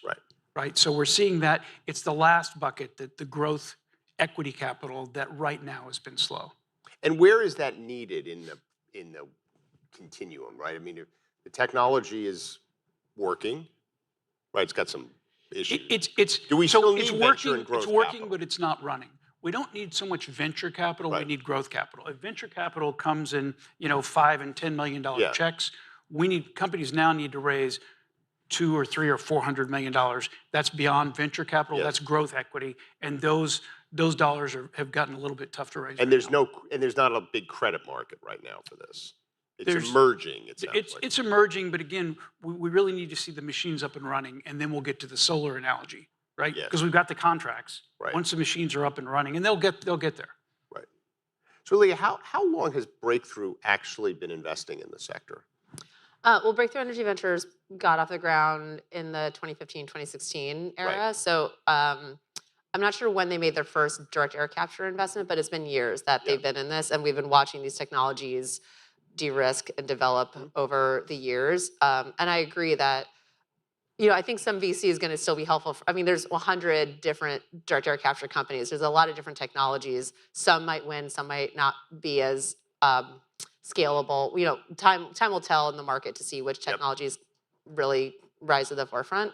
The other thing I'll note on carbon credit markets is, as I'm sure we're all aware, the value of the credit, how verifiable it is, like how certain is that credit, is really crucial. And that's something we need to make sure that the market is working well. That might take a little bit of policy and a little bit of regulation to do. That's where my brain comes in. So what would you do there?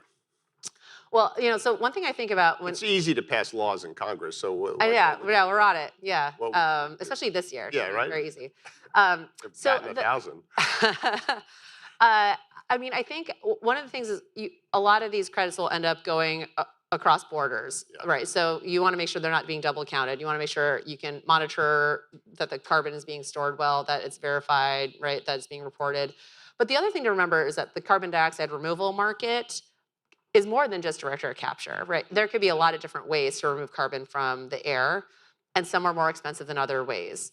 I think that one of the edge that direct air capture has over other technologies is that it's far more verifiable. It's far more certain that carbon has been put under the ground. It's been sequestered. There needs to be some education that I think a lot of folks who care about climate don't realize that carbon is very unlikely to leak. That's actually the most certain thing we can do versus, forest offsets or, people are talking a lot about like ocean alkalinization these days too, which again is like, how do you know how much carbon's actually been put into the ocean? I think that that's something that is really crucial to make sure the direct air capture market can take off, is that carbon credit market's really certain for people.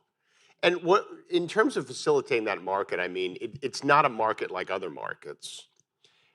And people are working on that challenge. either of you, where do you think that'll go? Because most things you trade, you don't know who the counterparty is, right? You work through a market system, and that drives such efficiency and drives such scalability. We don't have that here. Not yet. I know. So when do you think I mean, how big of an issue is that? I don't know if that's an immediate Yeah. issue. I mean, today I think the bigger problem is we need more investment into these technologies to see how do we get them to, how do we start scaling them up and start bringing the costs down? Yes. Once the costs start to become more competitive, it'll be really crucial to make sure that those markets are working well. Because right now you have the Microsofts and the Stripes who are able to buy these credits, and that's really important for getting the technologies off the ground. But as it starts to ramp up, it's going to be important for regulations internationally to get put in place here. Yeah. Can I just add to please. that?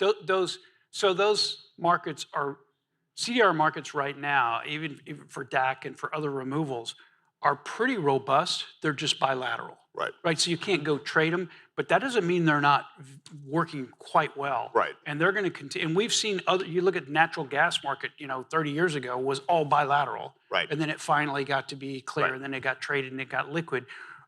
We're pretty early in that stage, but the bilateral market is going to have a lot of growth, and that's going to be healthy. And once that gets healthy, what people are going to do, big firms with big balance sheets are going to start to participate for their own account, and then they're going to sell off little slices of that, and then those will start to trade, and it'll form a trading market. I wouldn't be discouraged by the That'll lower the cost of capital. I wouldn't be discouraged by the fact that it's all bilateral right now. No, I'm That's just not natural. discouraged. I'm just, to be the size that we're talking about, it ultimately has to. But look at the LNG market.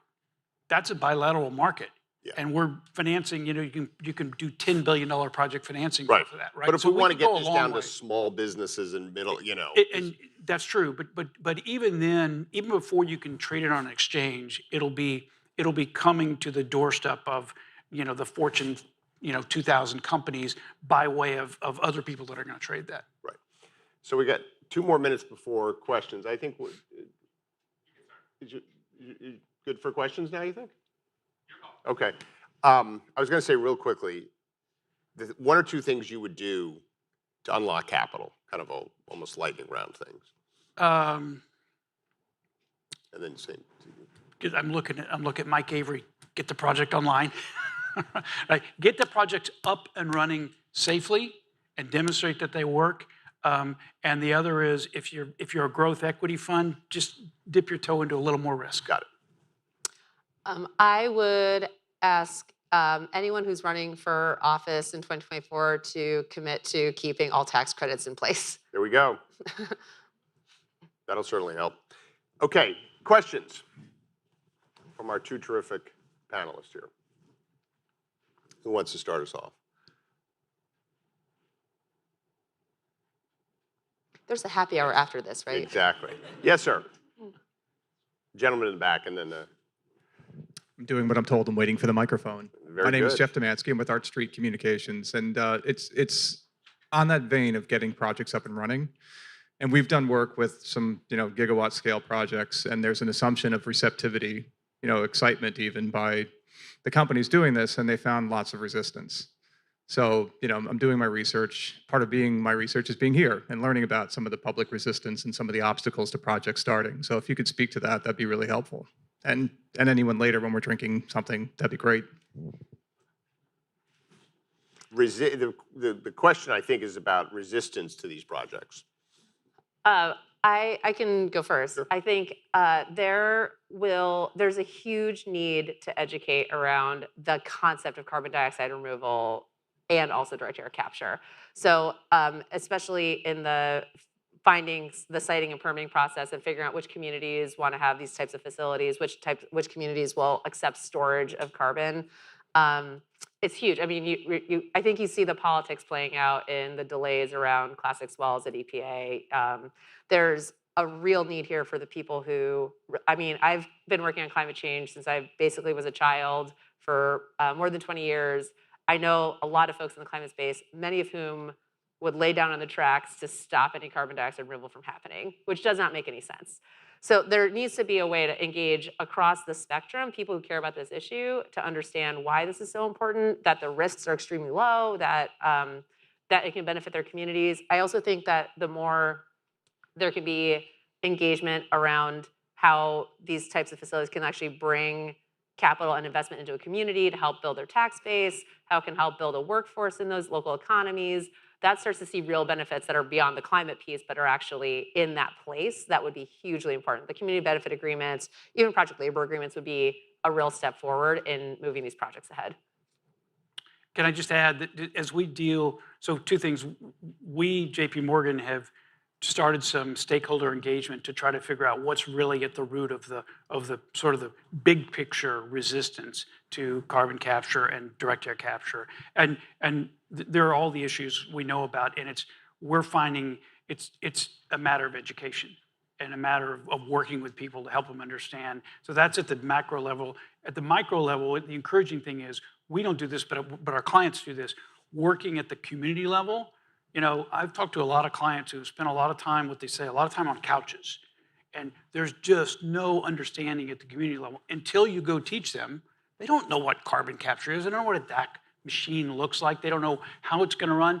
And there's a resistance to having some new industrial complex in their community. Sucking the air in. But the clients, but our clients have gone out and done that, you know, sort of couch by couch, and they're having really good success. But you have to, and so it's going to be top down and bottom up. But there's definitely work to do. Have you seen a lot of projects derailed? Well, the next gentleman. We've seen them delayed. Delayed. Not derailed. Yeah. Yes, sir. Corbin from E&E again. Question for Michael. You encourage growth equity markets to, you know, take a little bit more risk, but you know, we've seen Apollo, BlackRock, Macquarie, General Atlantic, KKR, they've all announced deals or multi-billion-dollar infrastructure funds. You've also got in Washington, the bipartisan infrastructure law, grants moving, the IRA tax credits are being finalized. Is more needed, or is this, you know, sort of enough to get things going? I'm drawing a distinction between the commitment of capital and the disbursement of capital. And everybody needs to ask that question when you see the commitments. The commitments is just, you know, that's fine, but how's the capital flowing? And it's the flow of capital is much lower than the commitment of capital right now. And the different types of capital. And the different types of capital, yeah. And again, that's understandable. You know, if you look at the public equity markets for clues, right, they're all robust right now. But if you look at clean tech public equity markets, hydrogen companies, et cetera, you see things that are off 90%. Investors are just pulling back and waiting for the bottom there. And I think we're close to that. So do you think that's because they're actually oversold, or were they overhyped? I think it's a little of both. Yeah. Interesting. Questions? Other questions? There's got to be another question there. Yes, ma'am. There's a mic heading over to you. I've asked a lot of questions, but I always have a lot of questions. You'll get invited back. Hell yeah. All right. I'm with the Center for Climate and Energy Solutions. I'm Johanna. So I guess a question would be, I'm sure all of us have been paying attention to Ørsted and other announcements, right, where everybody's just a little too skittish with the inflationary environment. And then you also have, right, other people get nervous, so other people get nervous, and then everybody sort of pulls back. And obviously, in the case of DAC, there's huge energy requirements that are going to be part of this. So I'd be interested from a financing perspective, how you think about the interplay of the renewable energy projects and the dynamics going on there, and how they are or aren't impacting the decision-making that's happening with whether or not to finance a DAC project. So great question. The two things, I assume that was to me, but the two things I would say quickly is the offshore wind example is a good example of why the investors are risk off, right? 2 or 3 years ago, some of these projects look great, and then you have 40% increase in supply costs, and you have interest rate go up, and all of a sudden with the old PPA, the power purchase agreement, the project is not economic. So we're having to work through that, and that's going to get worked through. Maybe I'll pass to you with it. Yeah, I mean, I think, defer to what you're saying here, I think this is obviously affecting every industry, right? Not just the direct air capture industry. I think it's writ large, like how much is our private investors getting scared about putting money into anything, especially infrastructure. And again, I refer back to my earlier comment about federal tax credits across the board for clean energy are really necessary to help private investors feel like there's some kind of confidence or some certainty in these markets that they can put money in and that it won't go broke. And I think that that's another crucial piece to how to make sure private investment can stay in these markets. And I just want to add on DAC, one of the best things about DAC, which somebody said earlier, is you can put it where you want to put it as long as there's storage nearby. And DAC has the unusual ability to go tap into solar, right, that's not even connected to the grid, right? And as we know, deployment of solar right now is not really held up by panels, it's held up by grid interconnects, right? So you can actually go, you know, there are DAC companies right now negotiating with solar providers to say, build me this plant out here, we'll just jump the interconnect. If you get the interconnect, you can take it away later. So there's actually a pretty good resolution of some of these problems that DAC provides. There's tax credits for that as well. It's interesting. The policy connection to each one of these issues is really pretty significant. And probably there's, I mean, we love to talk about tax credits, and of course we want to make sure they continue. But are there little things that need to get done that you think will make a difference? Well, I would refer to, again, my colleague Jack, who can tell you all about pore space liability. But yeah, I mean, I think there's a lot of different things that, like little things that we're not thinking about. Tracksuit Jack. Tracksuit Jack. Yeah, I can tell you all about pore space liability. But there's a ton of different little things about like when you actually get to the point where you're like capturing that carbon, finding a place to put it, and then assuming it's gonna stay there for hundreds of years. Yeah. There's a lot of things that you got to figure out in terms of like who takes on that legal risk, like who's liable for what, who is. There's not just in the building of that infrastructure, but also in the legal and regulatory piece around it, a lot to do that takes work. But then it goes back to this education piece where the politics need to be right, that people are willing to do that. Like if they're not, then it really starts to become a problem. The great news is that 6 years ago, the first time I heard about the idea of direct air capture, I was like, what are we talking about? You know, and now we're at a place where it's completely legitimized. I mean, the federal government's putting, billions of dollars into this, and you're seeing talk of it internationally as like a real solution for climate and necessary to hit 1.5 degrees Celsius, which is a target in a lot of our heads. That's huge. I mean, that's an incredible step forward. So the pace for this has been tremendous in the last few years. Yeah. And I think it's really cool to see where it will end up. Any other questions before we give a round of applause to our two panelists? Questions once, twice? I see. Well, we got 2 minutes, so. Sure. I'm John Rizai, an independent consultant. I have a policy question. There are rules and regulations on the books right now for almost any industry, from the gas station around the corner to pharmaceuticals to oil companies. If they damage the groundwater or the soil, they're going to be held liable. Why is it that we can't hold anybody liable for emitting CO2 when you just said that is the environmental damage? You mean for the emissions of the CO2? Yeah. A lot of people are trying to do that actually. So there have been a lot of attempts to hold folks liable. That's a whole nother panel. Yeah. I'll refer you to Connecticut versus AP to read that court decision to answer that question. That's a sideways carbon tax question. Exactly. Is, right. There's lots of ways of getting at that. Or an EPA authority question. There's a lot there, but folks have looked at that legal question and it has not worked out. And Connecticut versus AP will help answer that for you. It's a good question. I just play a lawyer on panels. I'm not actually a lawyer, so I can't speak to that. Well, thank you, too, for the intelligent conversation. Thank you. Oh, good for you.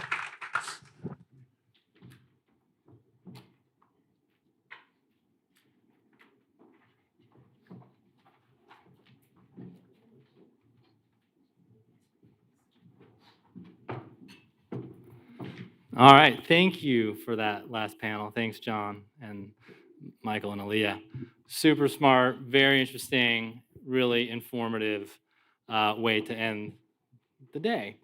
So we are at the time of the day now where we can kind of reflect on what we've heard and sort of think a little bit about what comes next. And what most immediately comes next is a reception and happy hour, which is upstairs. If you go out to the lobby, you will be directed to where that is located.